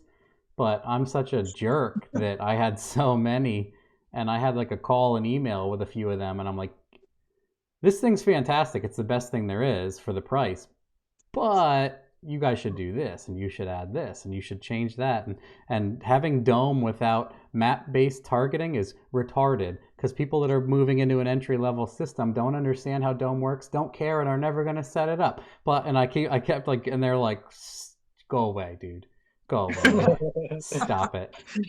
What I'd really like to see is, because I do so much ethanol stuff and you have to waste so many custom tables, is for them to make a config that is straight E85, because they have drive-by-wire, transmission, nitrous, water meth. Maybe they could change the configuration on water meth, but 100% appropriate for ethanol. So you don't have to, I understand you have enough advanced tables and stuff, but I think it would be easier for people to just be like, check, I have E85, and have all the tables for doing it without doing advanced stuff. And then I think they really need to do, they could eliminate all boost stuff and just put in map target, which is what the older, I have to look, I think V5 or V6 might have gotten rid of it, but on V4 you can map target, and it's incredible. Like, you use a bias table, and then you can just tell it whatever you want, and it'll aggressively chase the target, just like air fuel closed loop. And it's very simple, and you don't have to do anything. It just looks at the map sensor and chases the target. And That's works. another thing that I thought of after. And then I was such a jerk about it. I made posts in like the Holly groups, and I'm like, comment below if you want Holly to add this feature. And everyone, people were like, I didn't even, my rep for Holly was like, why did you do that? There are people in there that didn't even know that we didn't do that, now asking for it. Thank you. You just shoved 80% of people that don't care are now banging at our door for it. And I'm like, aren't you glad you asked me to do this? And then there's a lot of that stuff, like small stuff. Same thing like Jack said, choosing lambda instead of a gas or whatever based air fuel target. Lambda would be nice. Again, I'm using advanced tables to change the air fuel targets and stuff like that. But if they really want to make stuff easier and more attractive, they would just add a complete config for it. Another thing that's annoying is you have to add the boost config just to have boost cut. Yeah. I wish that was just somewhere else, and by somewhere else, I wish they would have an entire config again for health and safety slash, they should just have stuff in there that throws a safety and can kill the throttle, or, you know, do something. Or like Haltech has an entire safeties protocol, and it can give you a yellow light that's like, stuff's bad, but you should just cool down for a lap or something. Like, something's bad but not terminal. It's critical but not terminal. And then there's like a terminal safety where you can have it shut the car off, or all that stuff. Like, you know, if your modern truck limps, you have like enough to go 40 miles an hour to get off the road or something. But I wish they had like an entire, a lot like that too. What's that? The Fuel Tech has a lot of like different safety options like that too that are nice. Yeah. With the Holly, I always just have to make like an output and just make my own stuff, which isn't quite as good. But So it's certainly not ideal to have to burn up like 4 advanced tables to save your motor if oil pressure sucks. So if they just had, because I mean, all their software is similar, so why can't they make a config that's it's in their best interest to create a configuration that can do that across the platform? So if they're not just doing it for Terminator, I figure their software guys are going to apply it for everything. So health and safety, public inspection tab, and then the ethanol one are like big on my list. And then because I hate having to add the boost tab, and then it throws like outputs and inputs in the car I'm not going to use. just for me to apply a boost cut. Yeah, I was going to say that now that you had brought those up, two of mine would be map-based boost control, and the safety tab would be super nice to have all your safeties in one area, not have to go to like your spark table to adjust your rev limiter and stuff. Just kind of all like in one area, boost cut, rev limiter, all that kind of in one tab. Or if they can just put in the system tab like 5 other things, just put it in there. But I feel like adding the config might be easier. I don't know. Maybe it'd be nice if they could open source their older versions and people could write their own garbage as like use at your own risk, like beta Megasquirt stuff. But yeah, that's stuff I would do. And I would, I know they plan to probably do this stuff differently, but it'd be cool, like I said, if you could buy an X-Max and you could turn off transmission control and use whatever I/O exists there to, because I know it actuates solenoids. Obviously, it's 2 solenoid outputs to do 4 gears. So if you could use those ground or power outputs instead as freebies, but yeah, I don't see them letting you turn off transmission control to use as I/O, but would be cool. And then So while I was messing with the cruise control stuff, they do have that brake switch wire that, like, if you have the brake wire hooked up, it won't go over a certain throttle, whatever. If you leave it unhooked, you could probably use that as an extra input if you needed it, because you're not using that brake switch if you're planning on foot braking it.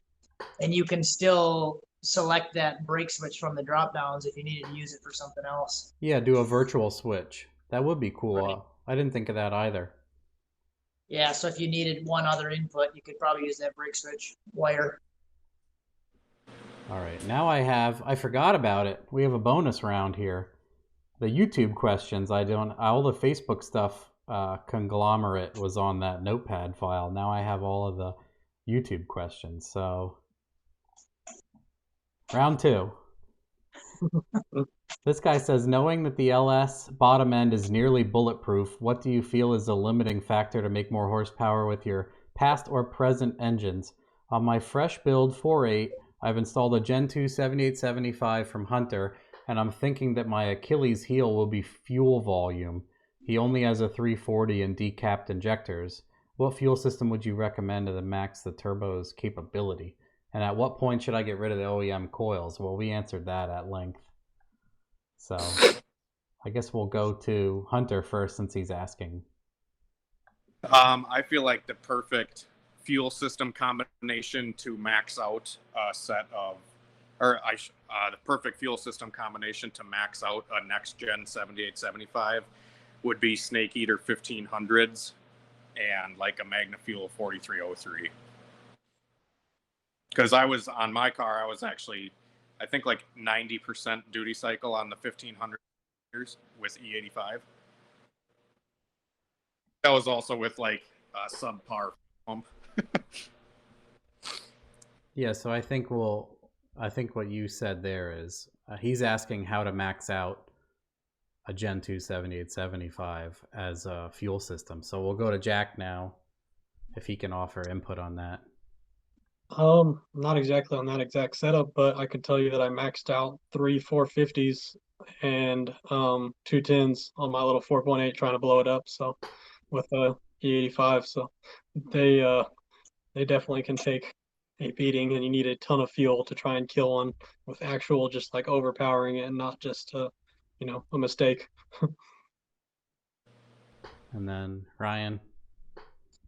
I would say, yeah, he's probably going to run out of fuel pretty early if he's using a 340. So something definitely bigger, like dual 450s, or, I mean, depending what his goal is, if he wants to max out the 7875, probably at least 1500s and 2 450s or a 4303.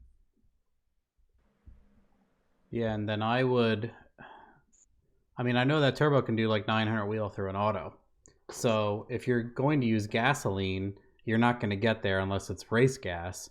And then your fuel volume, he doesn't say what fuel, he says what fuel system. So I'm going to say that you cannot get to the top of that turbo on pump fuel at all. And you're going to need to use an ethanol mix. And that Gen 2 will make like 900 wheel. And I would say that two 450s are your pumps of choice if it's a car that has a decent new fuel tank and it's easy to do in tanks. And then, I would say he's going to need at least, from what I've seen, a quality 1000cc injector will make close to 1000 wheel.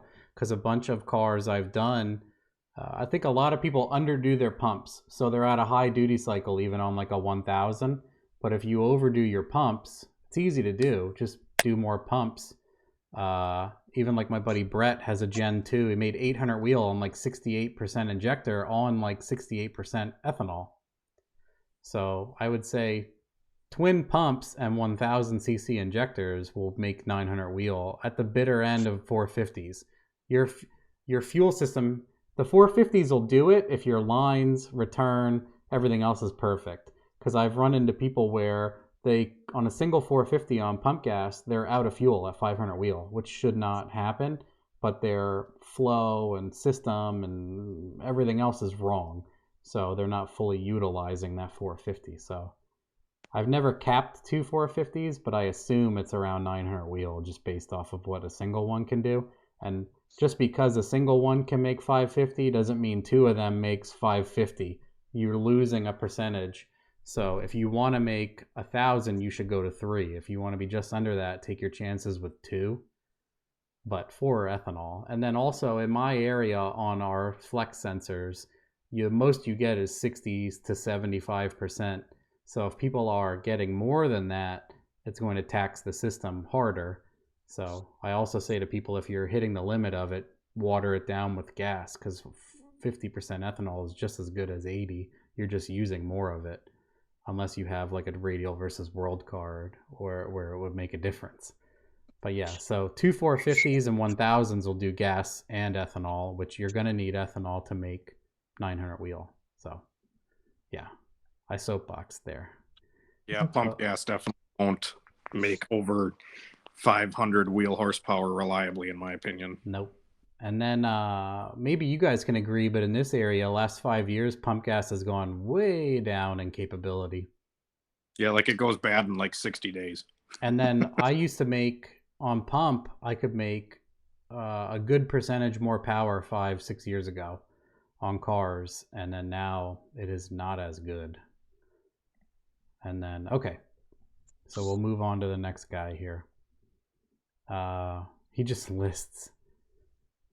This is kind of a dumb one, but we'll humor him. It says Gen 3.5, 5.3, E85, S475, Terminator X.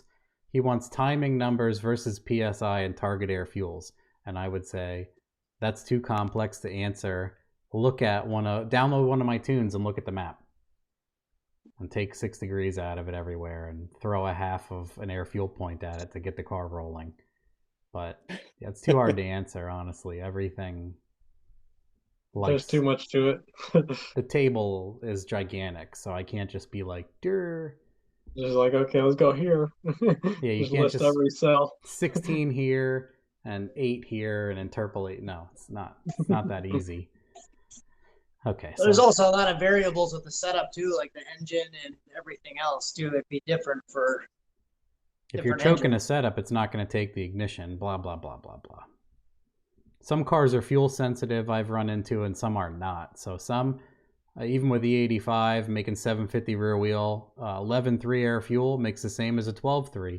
And then you get a car that going from 11.3 to a 12.3 picks up 55 horsepower to the tire.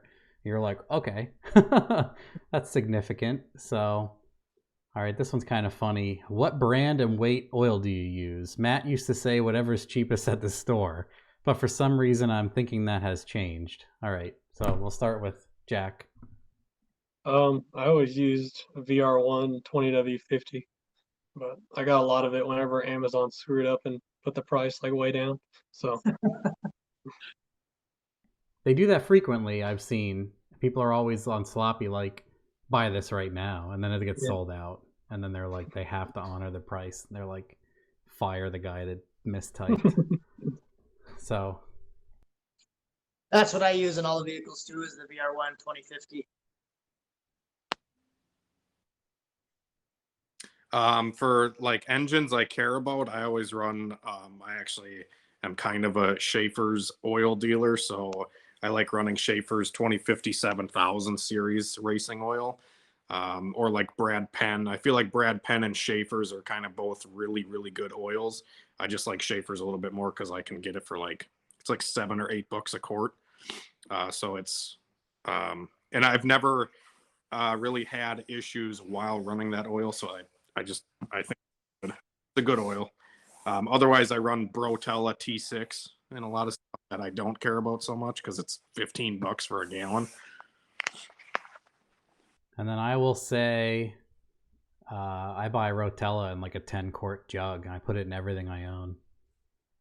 And that's T4, I believe, and that's 1540, I think. 1540, like heavy duty diesel oil or whatever. Yeah, and what I've heard about it is it has properties that absorb water. So if you're running E85 and T4, the oil goes to water easier, which I can confirm. So my G, every now and then the oil pressure starts to be awful, and I'll pull the drain plug and it's like Nestle water pouring out of it. So at some point I'm like, I should run something maybe more ethanol resilient, because my oil smells like vodka when it gets watery like that. So I'll pull the dipstick and smell it, and I'm like, okay, yeah, it's Vlad's, it needs to get changed. So I've the T4, whenever I run Rotella T4, it sludges immediately, and it doesn't seem to hold up that well. That's why I like the T6, because it's still sort of cheap if you buy it in like a 5-gallon pail, and it's like twice as good of an oil, I think. That's interesting, because they almost never have T6 in stock at my auto stores, so I'm gonna have to try. I get it at Walmart. That's a good clue. I have anxiety issues with entering a Walmart, so I don't know if I can. I'll do an online order or something from Amazon. I get whenever Jamie wants to get something there, I'm like, I'll wait in the car. Oh, you don't want me in there? Nope. I don't want to go in. What I have changed is I used to use AC Delco filters, and I've noticed my oil pressure is very erratic over the last 2 years. And someone I know, I don't know if they're lying or not, but it has somewhat been effective. They said that AC Delco got a contract with Fram, which is obviously known as like a joke. And I have started using K&N for fun instead of Fram, and noticed a big difference in oil pressure. And recently Cameron built that Marauder, and he's like, when I cold start this, it rattles. And I'm like, do you have an AC Delco filter? And he's like, yeah, I'm using a stock AC Delco. I'm like, buy a Fram and stick it on. And he's like, it went away. And I was like, okay, that's like the 4th time that has happened, so I'm starting to believe it. Yeah, I have also noticed issues with different oil filters and varying pressures on LS engines, and I always run the Wix 51042. Maybe that's the Honda part. I don't know exactly, but it's the longer Wix filter, and I get them at O'Reilly's, and that's all I ever run on LS engines now. I have heard similar. I use the Wix too. It's like, I think the one that I use is like 57052 or something. But mine's like, everyone always asks me if I had oil mods in my 4.8, just because I took it so high, and all it had was like a Holly pan and like Melling 10296 pump, and then just, Wix filter 20W50, and it hold like 90 pounds of oil pressure. It'd drop off at the high RPM, but still not bad enough, like 70 psi at like 8,500 or something. So I think 8s for 8 had like 38 pounds at 7,500. That motor had a little bit of an oil pressure problem, but we were like, whatever. Just don't look at it. Is it rattling? No, don't look at it. Don't. That's what for a thing, because I was actually watching a YouTube video earlier today, and they were talking about how dummy lights are a thing, because if it's got more than 5, it's okay. I think I actually made like probably like 80 passes or something like that without changing the oil on mine, and then I finally changed the oil before I went down to Houston to try and like break the record, and it picked up like 20 pounds of oil pressure. And I was like, I should have done that a little earlier. You just don't care when it costs $400 when your cam costs more than the engine. Yeah. You just shrug everything. That's why I make all those memes where I'm like, man, I hope my cam is okay, because it's the only thing worth money. Not so much with the Elgin introduction. Now they both cost the same, but before a cam was twice as much as an engine. All right. One of the passes on my Mustang, it was like, I think I sent it to Jack. It was like 16 psi after the launch, and Jack's like, put 2 more quarts of oil in it, and it was like 60. So that might be a tip to run extra oil if you're launching that hard. Yeah, I always whole pass is like 16 pounds. I always overfill like a quart on a lot of race stuff because I don't think an extra quart on a turbo motor is really going to hurt that much. It's more beneficial than it is, on older motors. I know a lot of guys that run like old small blocks and big blocks. They always try to maximize the amount of power the engine makes based on how much oil is in it. But that's like totally not the case anymore, I think, with turbo engines. Like it over and save your bearings and everything versus trying to make an extra 10 horsepower or whatever it is. Yeah, I feel like any pan you have at least a quart over. And then if we're talking about oiling stuff, never run a Melling high volume because it will empty your pan into the heads. Because I think 10 out of 10 times I've had that happen. We've put fresh builds on the dyno and like 5 hits, the motor's tapping. You pull the oil feed line off. They don't have an oil pressure thing. Pull the oil feed off, nothing's coming out. And I'm like, do you have a high volume? And they're like, yeah. I'm like, oh, that's like a 100%. It's gonna happen. So I don't know. The one I have is actually high volume, high pressure. But do you have? The one I have is actually the Melling high volume, high pressure one, M10296. So. I also was going to add in my engine builder that we actually just built my new L33 with. He's on the page with Matt here saying, the high volume, high pressure stuff is probably not the best for it. But then I also have other opinions, and I actually ran a high volume, high pressure pump on my last 4.8 and had 0 issues. You're the only two I know. Every one that I do, and that I do new, I put that pump in it, and I haven't have issues like that. But I always tell them to overfill it. What's your oil capacity if you don't have problems with it, if I can ask? I think it was like I would put like 7 quarts in it or something. So maybe the weight of oil has something to do with it because the pump has to work harder. If it's water trying to flow up, it's a little different than having syrup go up. Maybe that's how I'm screwing it up. All of the other things I do, the pump doesn't like, so it's a multi-layered answer. I don't like them. There's oh, hello. I'm back. 20% warning. Yeah, I was just gonna say, that's why I said in the beginning, plug your phones in because it's gonna beep. I got a new phone. It's gonna last a long time. We'll be good.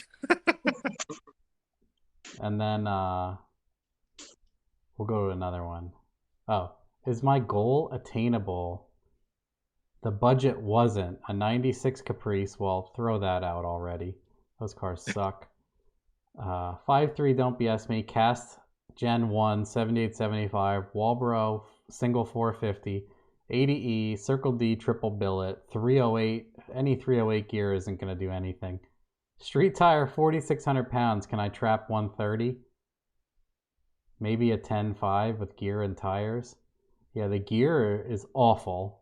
That's an awful selection for a gear for that heavy of a vehicle. Probably at least a 410 with a 28, maybe a 456 because it's so heavy. Yeah, no way with that low of a gear. I think a cast 7875 will maybe trap 130, but not with the long gears and a street tire. That's what people always think too, is they think they need long gears for a turbo, and I just don't think that's the right answer. 100% gear 4/4 Yeah. will always be your best result. You don't want to go through the traps. You don't want to have a heavy ass car that's below 5,000 making 700 wheel all the time. That's tweaking the ride pass. That's a quick lesson. Unless your converter is gigantic and with a 308 gear, you're gonna be going through at 7,000 and trapping 108. What was the weight on that one? 4,600, he says. So my Ranger is about 4,400. It's 4,380, and it has 373 in it, and it ran a 10.7 at like 127. So that's kind of close to what he's asking there with a 373. With a 373 and a tire, though. And the street tires. Oh, but you have 4-wheel drive. Yep. Yeah, I was going to add in that he may be able to do his goal if all tires were spinning on street tires. Yeah, so he says maybe a 10.5 with gear and tires, but it's going to be all gear and tires is going to make the biggest difference in that car because it's so heavy. It's a boat. This guy says, has the LT become easier / affordable, or is the LS still better bang for your buck? That's self-explanatory, I think. LT's way more expensive. I'll just answer for everybody. Yeah. The LT is expensive, dude. It is expensive. You can buy an LS3 for like a quarter of the cost of one of those 6.2 LTs, whatever it is, L96, whatever it's called. It's no contest at all. Go on that LT swap group and buy an 8-speed 6.2 pullout for like 19 grand. No. And then the tuning, no. The fuel system, no. Everything, no. What does LT4 injectors and pump cost? Anybody know? 3 grand. Probably. That's my best estimate. It's probably 3. I've just stayed away from that stuff entirely.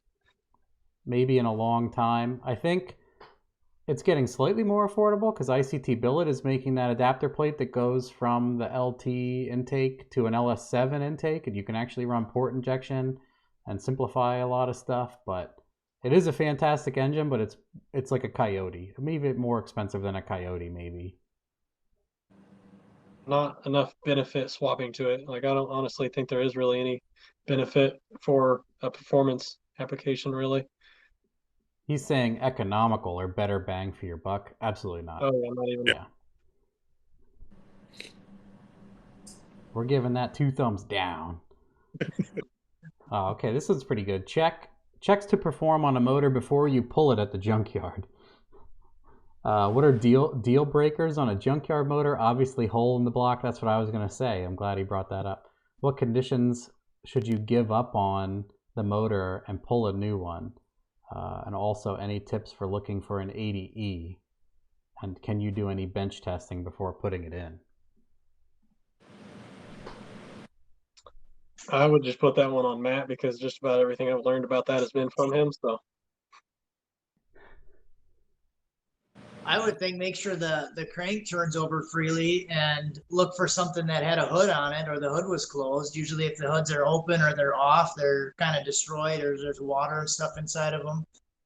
The 80E, you can do some electronics checks on them, like make sure all the solenoids and stuff are working. I think while the 80E thing's first, I think pulling the transmission fluid or like the dipstick on an 80E, and if the fluid is chocolate brown, it's good, and if it's brand new pink fluid, don't buy it. Yeah. And then the other question was engine. Finding out a junkyard, just make sure it doesn't have a hole in it. And what Ryan said with the hoods, I actually go to the junkyard quite often to get injectors to decap and sell. So I always try to get like injectors mainly from cars that don't have the hoods open. And if you can find an engine with the intake still intact, so there's not water getting in the ports and stuff, that can help tremendously. Yeah, all those are good. I would say the same. I don't. I used to pull engines a lot from the junkyards. We had like videos and we would show stuff. We used to get the motors for like $80. So even if it was trashed, a lot of the nuts, bolts, pieces in it were useful. But that cost has gone up by like 250% a couple years ago. Totally not worth it to spend your day pulling it and then have an issue later. I have since found and hooked up with good junkyards for $400 will sell me a short block with a warranty. So I just don't do it Yeah. anymore. I'll back in, they throw it in the bed of the truck, and I leave. That's way more cost effective at this point in my life. But I used to like spin them over, same thing, like has an intake on it. Because people pull the intake to like take an injector or two, and then it rains in the damn thing, like, and it's ruined essentially. The 4L80Es, funny, same stuff. If the fluid is garbage, it's probably good. If it's brand new, it means they're fucking with it. A lot of times I pull it and I want to see a dark color and I don't want to smell sulfur, right? And then sometimes you'll pull the pan off and then you want a little bit of sand, but you don't want to see clean fluid and nothing. That's bad. Someone yeah, and also a big tip is a lot of times the truck and trans is healthy. It's like a plow truck, and the brakes rot in this area. Probably the same, not so much Jack in New Mexico, but you guys have salty, awful winter, and the guys blow their brake lines, smack into a pole. So if the front end is V'd in, engine and tranny are good. It wasn't put in the yard because the engine or trans failed. Someone biffed it, and it's an easy. As long as they didn't hit it, I've seen some where they hit it so hard they broke the balancer off. Obviously, that the thrust is probably smashed to nothing on that motor. But Yeah, like rollover vehicles or any accident vehicle is probably like the best stuff to get engine and drivetrain parts from. yeah, that's a big one. Apparently, the one I got my 4.8 from was like T-boned at like 60 miles per hour, and the starter was actually like wedged up into the block and stuff. Like it didn't actually hurt the block or anything though, but the starter was all broken and like wiring was all cut up and stuff from where it got pinched and stuff. But and the pan was broken, but they told me it got shut off before the pan like drained all the oil, and I guess it did. I think whenever it got hit, it hit like the battery and just shut it off. So Just wrecked everything. All right. It's funny. I asked for questions and people are like, "Yay!" They're just excited or they write stuff. Oh, this is questions. Let's go. What's an out of the box idea that you've had that people may or may not know that was implemented in your builds? And also, what is one power plant that you would like to play with to test the limits besides an LS? That's a good question. By the way, I watch all your guys for motivation on my own stuff. Great content on the treadmill during cold days. kind of as I said earlier, one thing that I would like to try would be to push like a coyote or something like that. Let's talk about them in just because I don't feel like they've gotten as much focus as the LS stuff, probably just because of the price. And then out of the box ideas, that one's I don't feel like I really went through with very many of them. One that I thought about doing was like trying to do like 16 injectors on like a stock ECU and stuff like that, but none of it was really like worth it. So I don't really have anything like that. I guess actually one thing would be on my old car, I had the since I had an air to water, I had an ice tank and I had the trans cooler in the ice tank, and that worked well. So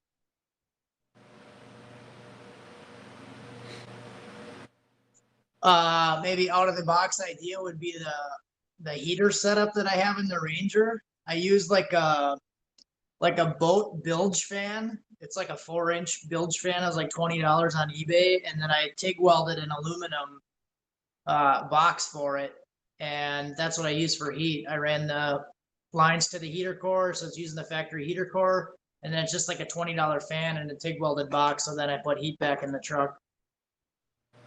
And then what was the other one?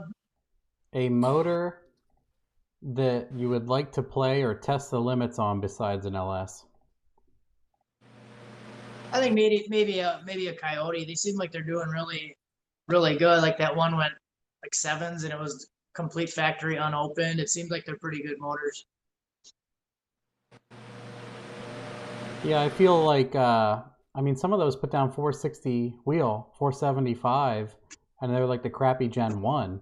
So if you can imagine having that much power to start off with, like if you take a 4.8 that makes 220 wheel and stuff it to make 1,000, imagine starting with like an LS7 that has that kind of airflow base to push, obviously is very attractive. Right. What was the first?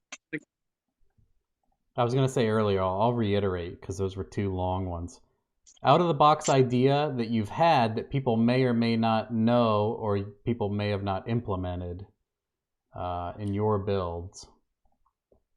I feel like I've had a lot of them. I can't really think of anything right now, other than I used PVC piping as intercooler piping when I was like 18 years old, and I went like 12s Honda CRX with snow tires.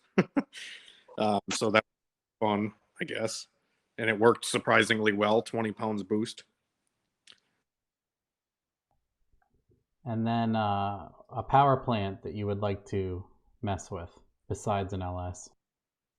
Honda K series would probably be my next engine that I would like to do whenever it's economically smart. Yeah, they're so hot right now. The engine, the problem with the Honda K series, I think, is the engine is cheap, but like getting it into a car is expensive. Or adapting a worthwhile transmission. Yes. That's every Honda build, though. Yes. All right, and then out of the box idea, I don't know, that's like a tough one. That's one of those questions where I go blank, and then an hour from now, I'll be able to spew like 70 of them. Yeah. So some of those questions, like, it's funny, you can think I can oral diarrhea all day, but that's one of those that'll stop me. So a power plant that I'd like to play with is like the inline Vortec, because everyone says it's garbage and it can't handle any power. And then people like the Nelsons are making huge steps with it. And that it has always appealed to me also as the American 2JZ. And people are like, well, you can't make 300 horsepower whether the crank blows in half or something. And he's obviously making more than that. And then he found out by advancing, he's doing like 2 intake cams on the latest build. And they found out like to move the exhaust cam a tiny bit, picked up like 120 wheel. And simple things like that. He's pioneering a lot of that. And it's all stock bottom end stuff. I've been watching that because I like 2Js, I like RBs, I like VR6s. But again, like that MMI car I've posted that's like 25 tubed, rear wheel drive, fully tubbed, rear wheel drive, Liberty, shifted, 24 valve VR6 is out of the realm for budget economical fun. A Vortec is extremely economical, and they have shown how to make an adapter plate and even given out the plans that they like hand drilled on a drill press for a TH400 and stuff like that. So those guys are making big strides, but almost any engine, given the I've done tuning on like a Whipple Gen 3 Hemi on an engine dyno at Ray Barton's and stuff like that. I have interest in all of those engines, like anything. It's just I'm never going to economically. I'm so hardwired for economics that I can't be like, $50,000 big block would be cool to mess with. If it was like, if someone was like, do whatever you want with it, and I knew them well enough that I could do that, okay, but I don't want to touch something like that and a $10,000 single cylinder head before it's been CNC'd. No thanks. So, yeah. All right. Did I get everybody? I think so. Okay. This is one for like me. It says, Matt and I were talking. I have his 6-liter from the Colorado in my Aspen, if everybody remembers the Aspen. I may have cracked the piston. My meth line melted on the manifold during a pass. Is it worth tearing it down to add a piston and a rod for a weekend wrencher, or should I just go and get another LS? And I'll answer real quick and say, if you're going to pull that out, I want it, because that motor went through hell and survived. I'll put a piston in that thing. I think it has 6 different pistons in it. If you take the oil pan off, I think most of the pistons are all different shades of dirty oil. Like some are really clean, some are brown, like that thing will live through a war. I want it back if he wants to just put another one in. Knowing what it has been through and survived, I would absolutely jam a piston in that. I probably have them sitting on the floor in my attic, and we'll stuff them right in. Like Mitch's, my buddy's truck he did decaps and didn't flow them, and the one was stuck open, and he folded a rod right out of the truck on the first startup. And then we put Snake Eater 1000 drop-ins in it, and they've been in for like 3 years when it was turbo truck. He pulled it out, put it all in a Fox. It's been going 920s now for a year. And that thing, its first reality after 250,000 miles was shitting a rod. So like when those motors, it's funny, people want to stray away from that stuff. I'm like, that's the motor I want. That is that's the guy that's been through jail that you're going to choose to pick for a fight with you. So, yeah. Yeah, I'm not to swap pistons in and out of engines, but like connecting rods and crankshafts, like if those are all together and working well, it's a good one. I mean, if it has had oil pressure, that's the motor that made a 1076 rear wheel. And it has been together since then. And I pulled it out to do my economical 4.8 build, and then I sold it to somebody. He was nervous to use it, sold it to Brian, put it in the Aspen, and it has had oil pressure and been smacking out 600 wheel in his Aspen for the last 4 years. So yeah, I'll call Brian after this and be like, give me that motor. So yeah, I don't know if you guys agree with the same thing or you want to. I agree with what you said. Piston, done. Or give it to me. I will buy it back. Yeah, give it to Matt. All right. This guy says my 3 favorite squirrels/raccoons. Between your combined experience, at what point, power level, or application would you guys consider name brand turbo, Garrett, Precision, Borg, forced inductions over VS Racing? I think we touched on this a tiny bit, but you're up. Most of what I use is actually, well, I don't know, I wouldn't say that. I have a lot of stuff that uses VS stuff too. I think a big thing with it is if you're trying to do something that's like class limited or something like that, where like, I don't know, you've got to go as fast as you can with an 88 millimeter, you're not going to use a VS turbo for that. Just because it's just not quite capable of that. It's more budget oriented and not, making the most power with these limitations. So that's one point where you definitely go to like a forced inductions or something like that. But other than that, you can do quite a bit with like the VS Racing stuff. I'd say once you start getting over like 1,300 horsepower, I don't think they really have the greatest options compared to like, going to forced inductions or something like that. But that's my experience. I was gonna say the same thing about the class racing. Like if you're limited to a certain size turbo, Hunter and I were talking about that the other day too. Like if you want to save $1,000 on a turbo, but you have to turn the boost up 4 or 5 more pounds to make the same power, you still save the money, but you still made the same power, and you spent $1,000 less on it. So I feel like it would really be like the class limitations and stuff like that. Yeah, I don't really think that, especially now, Varen has really come out with some trick stuff in the last like year or two. I feel like a lot of his new stuff is comparable to some of these other brands, but definitely like some companies I feel strive their turbos for performance, where Varen has kind of a good like middle ground.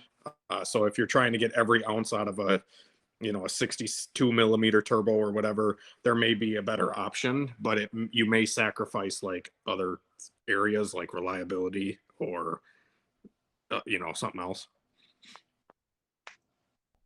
Yeah, it's pretty much the same answer. I say to people that VS will cover 90% of builds unless you're looking for 1 or 2% on top of your competition.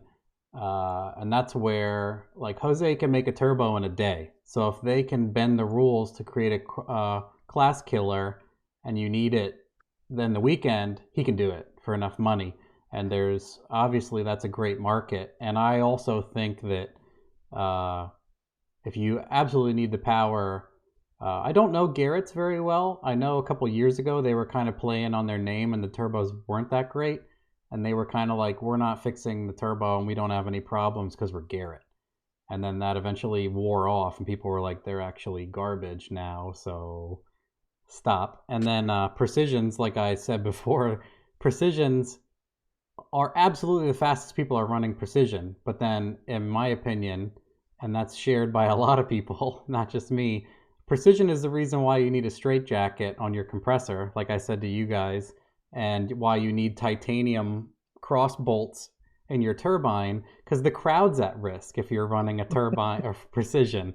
And that's a fact. And it's the same, like a top fuel car isn't built to last.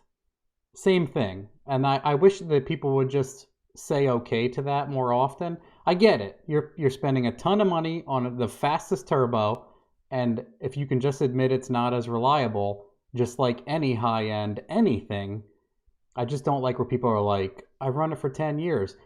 Why is every Precision turbo sold on the marketplace and everywhere a fresh rebuild? It's just it's like a 60E. Oh, go ahead. I'm sorry.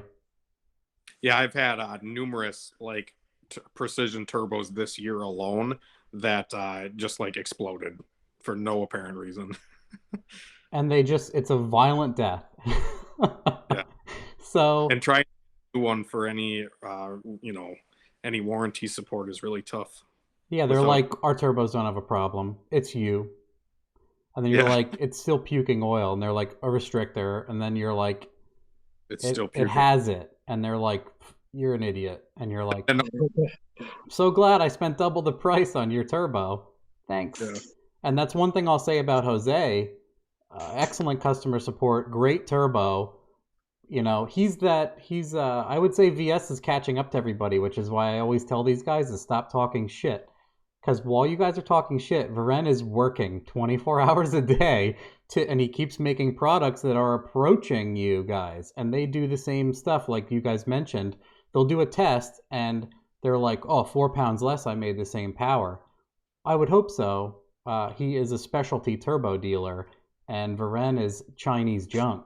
But you guys, he's catching you. He is moving closer to you, and soon you're going to be stocking his items. If you don't stop talking badly about them, you won't be able to sell them because you mouth too much.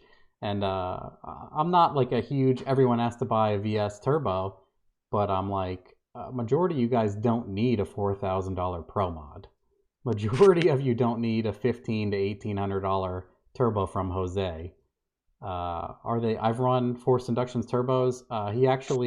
I'm a dealer kind of, and we went back and forth on a bunch of cars, and in some instances they're better, in some instances the car doesn't go any faster. I've seen both, and for whatever reason, I'm not saying I'm an expert, but it's what I've seen. Like on Cameron's car, we went from an 80-88 billet to an 84-96 Forced Inductions. And we're like, here it comes. We're going to go faster. We're going to have less back pressure. And it didn't do any of it. And that might be our fault, but it's just what I saw. And then the cost was significantly higher. So in his instance, car didn't go any faster. And it was double the price. So I always lay that out for people. I'm like, same thing. If you're class regulated, if you need something that fits in between the lines, blah, blah, blah. Well, his battery's toast. You plug in yet, dude? Charger right now. You're done. But yeah. Another thing I would mention is TDI. I don't know if that's been brought up. That's Forced Induction's new, like, basically their VS Racing. That's one that I've been pretty impressed by. But I think... So there's two. There's TDI, and there's also, I've been talking to Robert Young at Forced Performance. And that guy, I think he was feeling the strain from VS. And at first, he'll probably laugh when he sees this, if he sees this. At first, he was like, he just wanted me to try his turbos. He's like, I build a better turbo. And I'm like, hey, bud, no doubt. I've been to GTR World Cup. You make tiny ass turbos and the car's trapped 210. I believe you, but it's not cost effective. And I think at the beginning, he's like, Varen's paying you $2,000 a month to push his product. And I'm like, no, they're just the best turbo for the money. And he has a Tahoe, and he like did a bunch of stuff to it. And he came at me and he's like, I want to build affordable turbos that are also very good at everything else. So he does that now, and he does a lot of videos on them actually, if you go look. But something the other day, he's like, I'm drinking the Kool-Aid now, because the Tahoe he built, he's like, I learned HP tuner stuff on my own. I read some of your stuff, blah blah blah. It makes like 610 on 9 pounds of boost. It's like a turbo 5.3 Tahoe with an 80E. And he's doing like 1,000-foot burnouts in this full-size Tahoe. And he's like, I get it. It's so cool, and it's cheap, and it was easy, and yeah. So, but I'd like to try one of his turbos also. I've tried almost everybody, but I had a precision on my Turbo Civic. And I didn't have any problems with it, I'll admit that. But I also made 300 wheel with a Turbo Civic. I mean, I could have done that with a eBay turbo, so... But yeah, am I 10 minutes over on my soapbox yet? I'll make fun of myself. I have a problem. This is a lot of questions. Is Hunter plugged in yet? We'll start without him. We can jump in after. It says what was everybody's first car? Real quick. You even remember? It's kind of hard to say because I grew up on a farm, so like technically probably like just some old farm truck that I drove around. Good answer.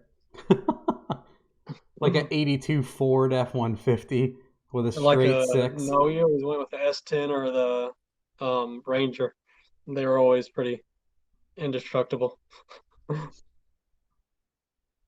Mine was actually the Ranger that I have now. So I inherited that when my great-grandfather passed when I was 16, and I was driving that for a long time. And before I was into anything mechanical or working on engines or anything, it had blown head gaskets. This was like 2011, I think.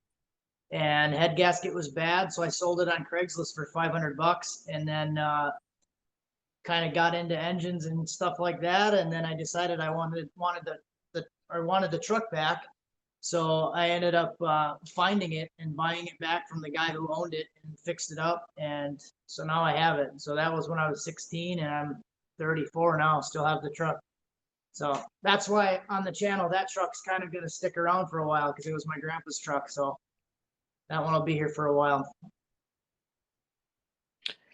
It's funny. My first vehicle was also a 93 Ford Ranger with a 2.3 liter and a 5-speed. Mine was a 91. Oh, what was that? I said Rangers are the secret to going fast with Fox bodies, I guess. I gotta get a Ranger. Mine was a 91 Chevy Lumina. What a beast. Oh. It was a good car. I mean, it's a pile of shit older GM, but what a awesome... It was in the snow. I was like, this is a front-wheel drive. How is it this good in the snow? My sister had a Corsica. So, yeah, was it the 3.1? Yeah. Yeah, just a tire fryer. I would leave school every day. I'd drive like 40 in reverse and just bomb it down into first. Every day for like 2 years. And it never had a problem. Unbelievable. I'm like, how can this thing just deal with this every day? Maybe because it made 100 horsepower. But we all know reliability is underpowering everything.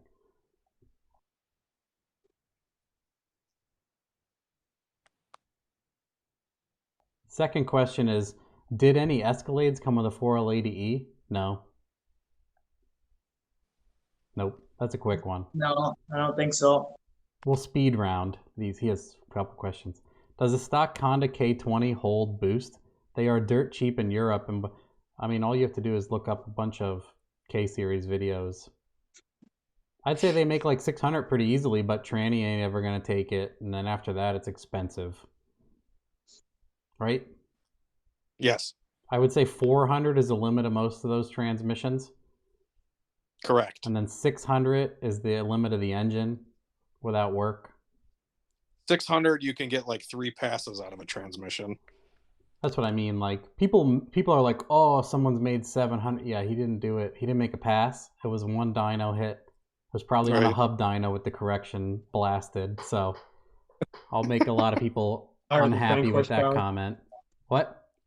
Higher than crank horsepower at the wheel or at the hub. You know. People are like bolt on ZR1 940, and we're like, why does it trap 130? It's a 2. We just tune better than everybody else. There's no mechanical limit. We have an HP Tuners version 3 cable. You don't know. Have you guys checked out Gingham's LS Turbo Volvo 240 LS6 billet 7875 T56? He wants to make 1,000 wheel. From what I understand, he has a stock cam. Nope. 7875 Gen 1 makes like 700 max, maybe 800 with a stick shift. Nope. Especially stock cam. Nope. T56. I've watched Ginjum's videos before, just because he actually races. He raced one of his cars at one of our local tracks around here. So also a T56 is, you're gonna miss third in that box truck transmission and shatter the T56 with like 600 wheel. Anyway. Matt Farah and Rob Ferretti have made a show on YouTube called Sorted. Have you seen it? It would be cool if there was sloppy representation. Hint, hint, nudge, nudge.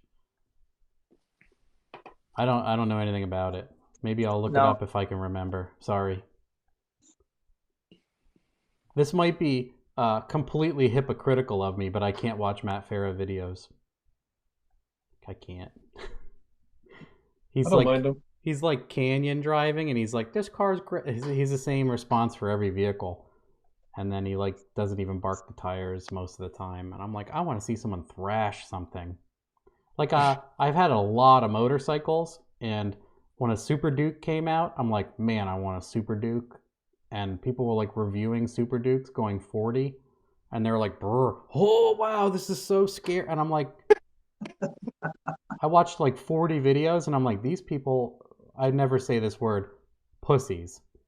They're getting paid to say this bike's awesome, and they're not touching the throttle, and it's pissing me off. And then I found one dude, and he's for like 2 minutes he's helmet camming, like trying to turn everything off. He's like, you can't. He's like clutching the balls out of it in third, and it doesn't even wheelie. He's like, this bike is fucked. And then he's like, he finally gets somewhere where there's 8 warning lights off, and he's like, he pulls out in first, and he's like, oh, we're there. And then he pulls onto the road with like a long left, and he just yutzes the thing up in like third, and you can see he's like, ugh, and it's in the air, and he shifts fourth and shifts fifth, and he's just doing a sit down, and I'm like, there we go. I watched a video of a guy that looks like a total noob. He couldn't even describe anything on the bike. He was racing it at a quarter-mile strip, and it like wasn't wheeling, and he was going like a 10.8 at 118. I'm like, the bike is shut off 80% of its power so you don't die.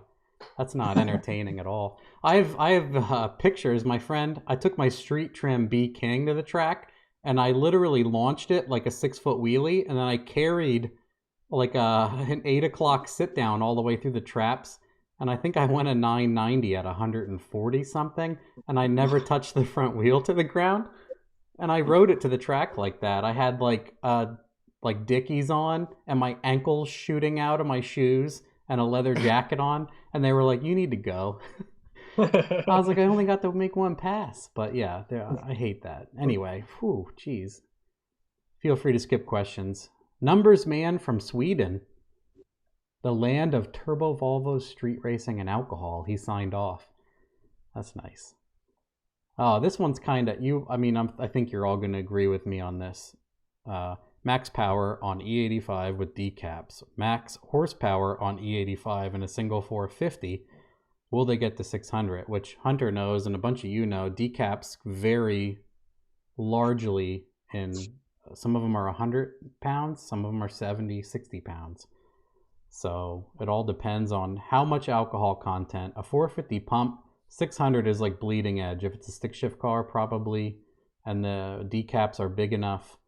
But yeah. I would that I have personally gone high nines on like E75 with 2 pumps and 65 pounds of base pressure on a standard Delphi truck injector. Like 75 pounds decapped static. Yeah. Right? Yeah. Yeah. You don't need that much power to go a high 9 though. So no, probably like 600 wheel. I feel like that's right. That's like the edge. With good pumps, lines, fuel, everything like that. Disgustingly, 940 or 8s4 8 was such a good chassis that on 6 pounds of boost it went a 940. Wow. And that was 474 rear wheel. So that's why people are like, I need 850. I'm like, are you trying to go 850s? A 3200 on my dyno anyway, for the last 15 years, if it's a Fox that weighs 3,200 pounds, which most of them do, street car, and it makes 850, it goes 850 very easily, in my opinion. So mine went 860 at 157, and it made like 820 uncorrected. So I'm always lying. Just tell people, dude. Just tell people. Yeah, so I mean that's a widely varying. Most of the time E85 is not 85%. Most of the time the injector is all over the place. And like I said earlier about fuel systems, if you cut a lot of corners on your fuel system, even with a pump that should do it, it won't. So that's one of those. Oh, here's a good one. How did you decide how quickly to ramp in your boost and how much? That's probably for everybody. Just trying to 60 foot as fast as I could, which ended up being, leaving on, I think I left at like 46 or 4,700 RPM and 16 pounds, and it was at 41 pounds by 1.0 just because I couldn't get it to make it any sooner. So you were asking for all of it. Your ramp was all. Yeah, right? The ramp was a wall. You had enough dome in for your leave, and then it was everything I can have immediately, right? Yep. Yeah. Yep.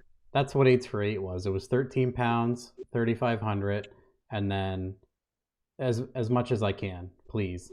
Yes, sir, can I have some more? That's what it was, same thing. And then Ryan?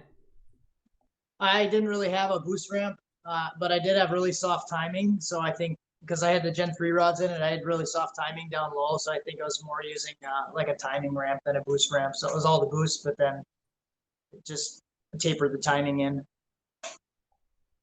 Well, then just say, what was your leave and then overall, if you can name them? So it would leave on 6 to 7, and then 880 pass was like 26 pounds peak.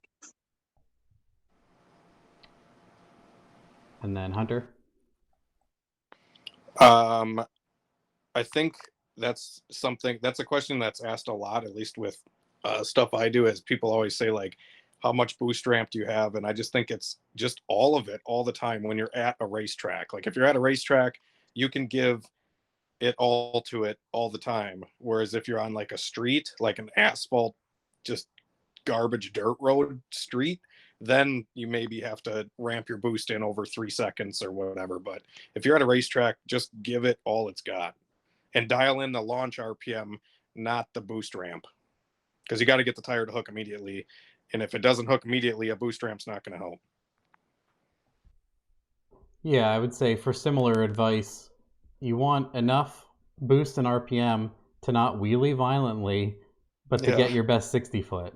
And that is completely dependent on engine size, turbo size, blah, blah, blah. If it's a 3-speed, if it's a glide, and then you can get into crazy advanced stuff, which a lot of people don't know, is that timing retard on launch, because it takes a while to get turbo speed, but it's very easy to knock ignition. So some cars like if it takes 2 seconds to hit 40 pounds, if you're using ignition retard but a higher turbo speed, you can not neuter the timing real quick, jam the tire, and make full boost in 0.9 seconds instead of 1.9 seconds. So, but all of that is relative. So, yeah. And then ET gain on a budget converter versus real deal. And actually, Hunter, you replied to that guy. So we'll go with Jack. It really depends. There's some budget converters that work pretty well, like some of the ones like Ryan had in his. And then there's some that just don't work well at all. And there's also expensive converters that don't work well at all. But a converter is definitely like an extremely important part of it. Like in my opinion, tune and converter are two of like the biggest things with like stock bottom end stuff or stock block stuff. Because if you have a converter that drops it down to like 5,500 RPM, like it pretty much doesn't matter what you're going to do with the tune, it's going to kill it.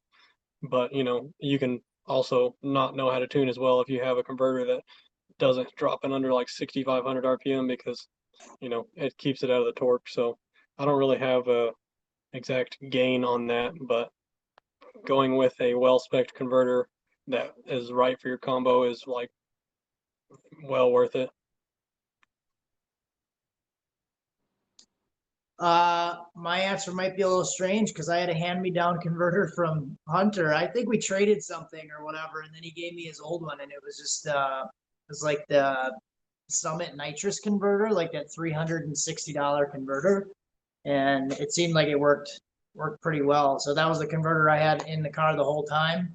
So I didn't really have any gains from it, but it worked well. And yeah, I guess adding to Ryan's point, I always thought that I needed like $1,000 converter. So I went with the PTC converter, and it was actually tighter than the Summit one that I had. And I couldn't get the car to 60 foot, and I actually changed the turbo size down to accommodate the converter because I couldn't get it to spool up on the brake no matter what I did. I actually went through like 6 months of just trying to get the car to spool because I was like, and I had that converter spec'd, but not saying that converter was bad, but it was just, I could have gone just as fast with that Summit one. And I'm actually planning on my new car is going to be a built bottom N53, and I'm going to push a Jags XHD 2800 to 3200 stall that Matt recommends. I'm going to push one of those as far as it'll go. Yeah, that's tough because I used to think the expensive converter was worth it, and now we have found those cheap ones, extremely cheap, that work extremely well.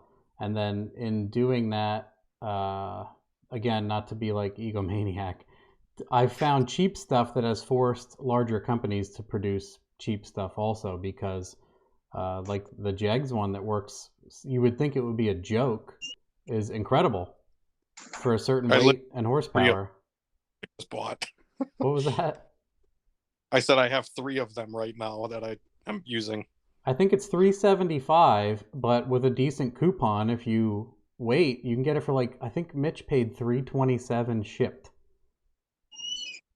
Unbelievable. I used to think the PTC was the only way, and then I think what I've learned is what you guys have said similar, and I have seen. All of my PTC experience was people with 400-inch motors, and a regular 5.3 and stuff cannot get that PTC up. It's actually bad. Unless you get I think that's a big thing of converters. You may need the big baller one above 1,000 horsepower. I feel like that might be the threshold for trying to maximize a setup. But I think under 1,000 horsepower, normal guys, them budget converters have really came a long way. And then I feel like it depends with an 80E or a TH400. Yeah, TH400, I'm speaking a lot. I think the cheaper converter works a lot better on a Turbo 400, where cheap converters on an 80E are a disaster. It's relative. So, and then I would also say if you have a good relationship with a converter person, and it depends on how you work together. If they know you're unrealistic, they will change what they sell you. And if you know the way they work, like I've said, Circle D has always made stuff way too tight, and I think it's something they've given people loose ones and they complained. So they err on tight. So you have to be like, I want the loosest 6,000 stall and you'll get like a 4,000 and you're like, yes, that's what I wanted. So it depends on the company, but more so we've found most people have a 3,200 pound car. Most people making 6 to 800. The Jegs XHD can't be beat. And if you look at my dyno plots for 8 for 8, for the 470 on gate is a long pull because the converter never comes up. Once you start making 6, 700, it does that thing where it goes 6,100 no matter what. And it's good because any more than that power, you don't want it dropping. But yeah, it's tough. A lot of questions for new people are like, what do I do? And then mine's like, what do you want to do? What do you have to do that with? It's like if you want to dig for a pool in your backyard, a spade isn't a good idea. Like, and then people laugh when I say stuff like that, but I'm like, it's 100% true. If you have our budget, if you have a hell of a driveway, a kid's snow shovel is going to be difficult. But yeah. Anyway, this is just a joke. It says, "How do I make power with my GT45, please?" It's from Struggle Street. That's Jordan. This guy just says, "Man, I can't wait." Oh, here we go. Matt, Hunter, and A21. I never announced that Jack's our surprise guest. So I'm looking at a 6-liter Silverado with almost 200,000 and a lifter tick. If I get it, what should I do to keep it going as a work truck until I can turn it into a toy? For the next couple years, I need reliable and some decent towing and mileage. It's a stick, by the way. Oh boy. Well, yeah, you guys go ahead. I'm gonna pass that one on. I don't really have much information on that. I don't know. I would think it depends how long the tick is. You hear a lot of times those things go 70,000 miles while they're ticking. So what's the oil pressure look like, and what's the oil look like? Might not have to do anything. It could just last a long time. Yeah, it's funny. I actually just had a 6-liter truck, 2500 HD 2-wheel drive that I was going to have for like pulling stuff. And it had a ton of miles on it and it clattered like crazy. And I replaced everything from the oil pump to the timing chain, the cam, the lifters, the cylinder heads, everything. Threw it back together, still clanged like son of a gun. Yeah, it's tough. Everyone has problems with lifters in an LS, and it could be one bad lifter, it could be a wiped lobe, it could be a broken valve spring, it could be a rocker missing, just off. I am very cautious of my rockers, and I have not tightened them enough a few times and had them come loose.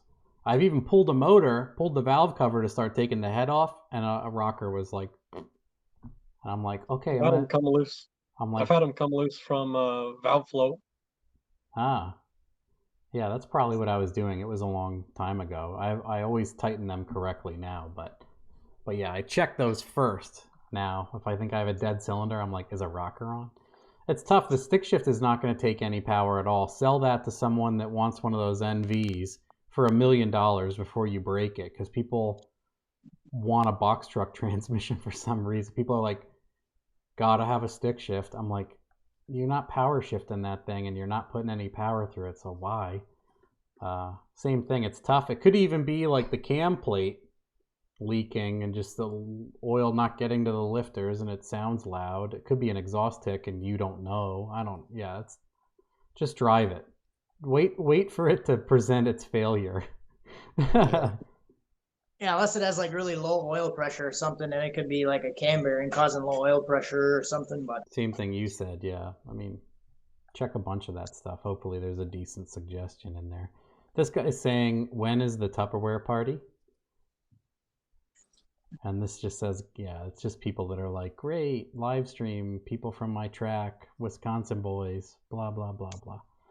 Huh. So that's all of that. I'm fresh out of questions at 3 hours. And then, I don't know, anything else before we wrap it up? Does anyone have to make popcorn and go to bed? Guess everyone could shout out their channels. Oh yeah, that's a good idea. See, I'm terrible at the introducing stuff. I'll put your links in the description below once people lambast me for not doing it. So, Jack has a channel called Squirrel Tuned, and you have, yeah, I have one of your shirts. Yes, you do. And Hunter has a hoodie on the way. Oh, nice. And then, so you do like instructional, you have like your car's passes on there, and I think you have some how-tos other than like Holly software and stuff, right? Yeah, somewhat. A lot of stuff I just like go over. Like I've gone over data logs and stuff. Like I've gone over a data log from my 791 pass with my 4.8, which was actually the first time I broke the record with it, showing like timing and everything. And I talk about stuff like that. And I've gone over the whole setup of the car and everything. And yeah, pretty much just stuff like that. And then I tune a lot of like stock block built cars or like stock bottom end stuff too. So. I remember watching your data log thing because it was very interesting to me that you were spinning an RPM and it was surviving and everything else. Yeah. And then we got Ryan, A21 Bravo, has a lot of stuff, a wide variety of videos. Yeah, so some of my older videos, I used to be into stereos back in the day. So if you're into car audio, I got a lot of car audio videos. Now it's more like LS swap stuff and sometimes basic maintenance stuff if I have to repair stuff. Do a little bit of welding, do a little bit of transmission work, whatever comes up. That's one, I think I said that to Jack. I don't touch transmissions. I've never had one open and I don't plan to. I want to touch all sorts of stuff and learn, but automatic, I'm like, no, I don't care. I know people that do them so well. I'm like, I don't care. Cause people know, they can build a car and they're like, I'm gonna have Matt tune it. I don't care. I can just respect that. I'm like, I want to have something I don't care about either. It's transmissions. I did that video where I built an 8.8 rear in like 12 minutes uncut with a helmet cam, and I'm like, brap. And people are like, that's not gonna last. I'm like, well, I was in my 1,000 horsepower Colorado for 4 years. So it seemed okay. Haphazardly blasting it together. But and then we have Hunter of HunterTuned. And you similarly do LS stuff, but also Hondas. And I'm not sure what else. Yeah, recently, like this year, I just got a shop and a chassis dyno. We were talking about tools earlier, and I like totally spaced, and I was like, well, I do fuel injector services and dyno tuning as well. And I'm also a VS turbo dealer and stuff. HunterTuned.com. I have a website. Do you have a website, Jack? Yes, I do. SquirrelTuned.com. Do you have one? No. I don't have one. I don't have one either. It's antiquated and awful. So, what else? I think we're at, no one, I mean, the questions were pretty good. At least we filled all that up. And it's fun sometimes to have the live stream where people can interject stuff, but a lot of times it goes off the rails, but it's better than some weird questions. You can wait, and when nothing good is coming up, you wait for one good one, and you're like, oh yeah, that one. Let's be idiots about that for a while. But yeah, thanks. Go ahead. I think a live stream might be fun to do. Yeah, are you over it? It's fine. Yeah, you could just say your battery was low and shut off your video and mic for a while. I know. But yeah, like, oh, where'd he go? Yeah, he had to go to the bathroom, guys. Don't worry about it. But yeah, we could probably do live next time. Like I said to you guys, I want to do live more I almost want to get a day. Like, is this Saturday night now? It is, yeah. Maybe like I keep saying to you guys, I just need to do it. I just need to start doing it. Because then it becomes like every Saturday night, I'm going to do it. And if I don't have anybody, I'll be like, who in the chat wants to get in? Something dumb, right? But yeah. Have you watched Turbo John at all? Turbo John Racing? Who is that? Is that just what his thing is? Yeah, he's got a gold like Fox body that he kind of does like budget stuff too, but it's like in a completely different realm. Like his is a small block Chevy or whatever, and it's got like He's been like 460s or something with it. But yeah, That's he's fast. pretty cool though. I would definitely check his channel out. But he does like every Wednesday for like his members on his channel. He does like a little talk where he just like, anybody can hop in the live chat and ask questions about their build or whatever. He has some pretty cool stuff. Yeah, I have to send me a link to that because I will forget. Does he have YouTube videos? Yep, he makes them all the time. Turbo John Racing. He's mostly doing like no prep stuff now, but I mean, he'll show times and stuff like that whenever he can and everything. So it's pretty cool. That's always my biggest memeage and gripe with those guys. No Yeah. time. I'm like, your shit's slow. They get so mad.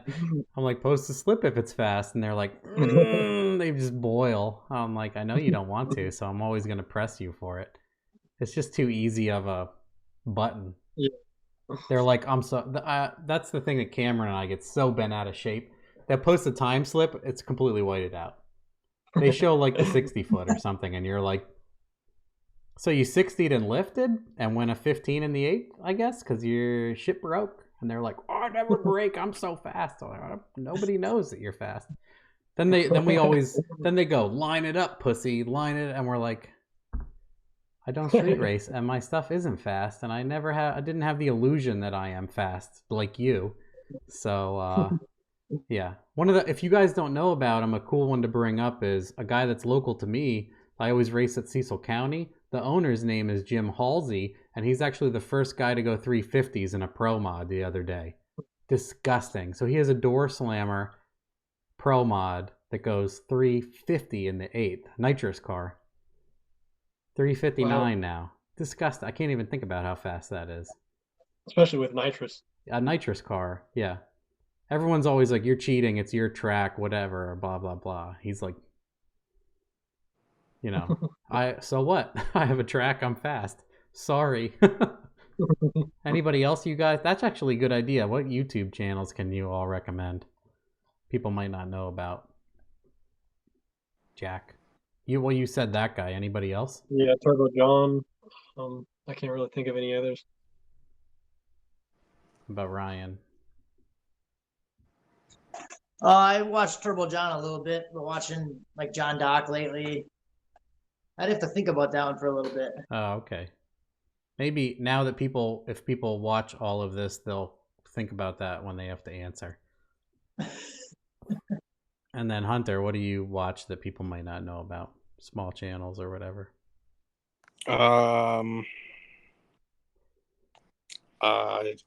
Honestly, I haven't had much time to watch YouTube this year, to be completely honest.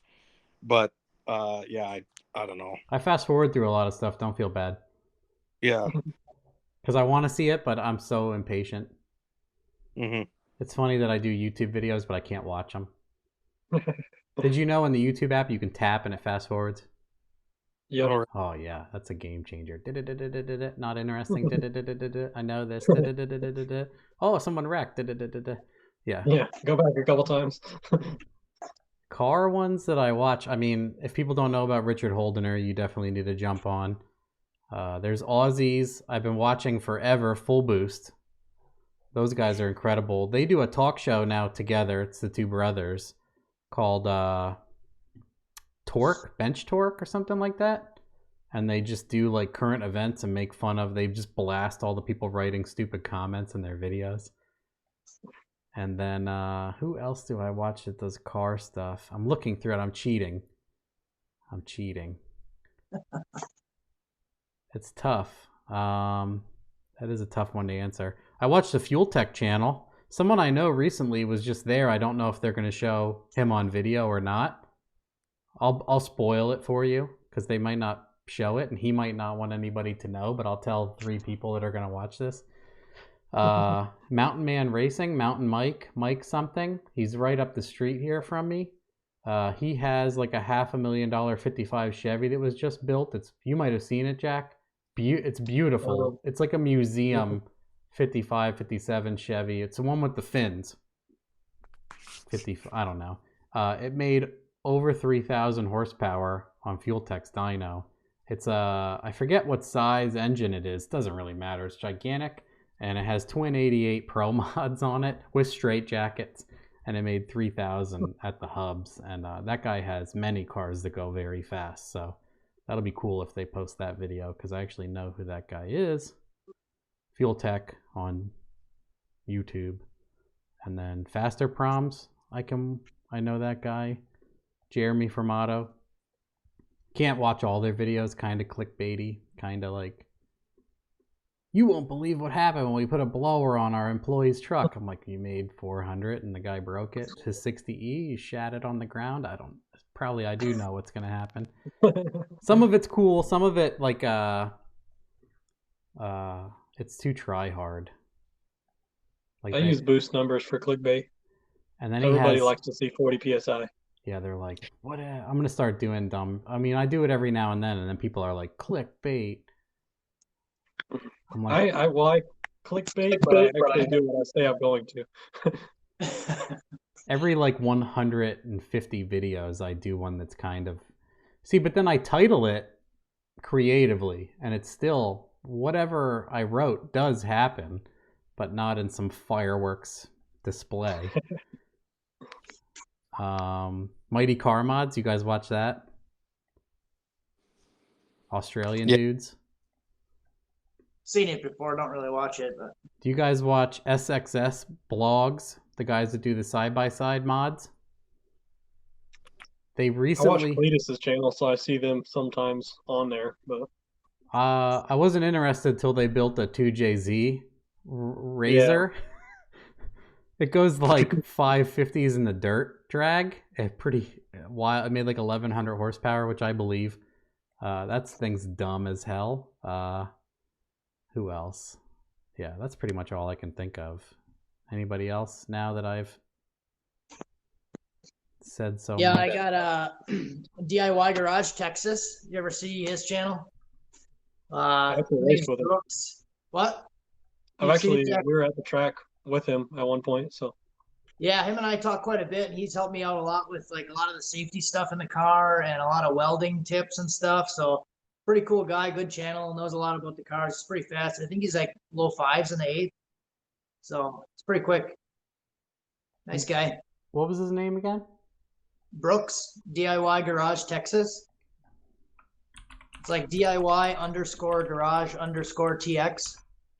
Oh, TX. Oh, I see him. Yep. I'm gonna sub. But yeah, I figure we just call it at this point. And then, yes, video's playing. I don't know if you guys can hear it. But yeah, thanks everybody for jumping on. I think people will hate this or gain a fair amount of knowledge. Either way. Usually, I mean, they love it. So, because you, as I used to think people would hate if I would talk for 30 seconds, in an hour or two, they're like, I learned so much stuff, blah, blah, blah. So, yeah. Be curious to see how many people make it to the end of the video. Oh, yeah. Yeah, that'd be very impressive. What I found out is a lot of the people that are interested in this put it on in the background. Listen to it on headphones when they, like the one guy said treadmill, or when they're wrenching, instead of listening to garbage music on the radio, they listen to this. They don't actually have to look at this. I should wear like a Slipknot mask because people don't want to see me anyway. But yeah, thanks everybody for coming. And then I'd like to have other people on, and like I said, almost want to do it like every Saturday night and start going live. It's fun to go live because like people start jumping on and saying ridiculous things, and you can make fun of them. Maybe I'll have a rum and coke. What's that? I remember the LS1 Tech question videos where it would just end up people getting made fun of. I'm especially mean when I'm drunk. But people love it, so what can I say? Maybe next time I'll have a rum and coke and just blast people people seem to love it. I don't know why. It's very masochistic to sign up for that and ask something dumb. But anyway. Yeah, thanks everybody for coming on and me wasting your time, and Thanks for having us. Yeah, I learned a lot. Everything was informative, so. All right. Yeah, thanks.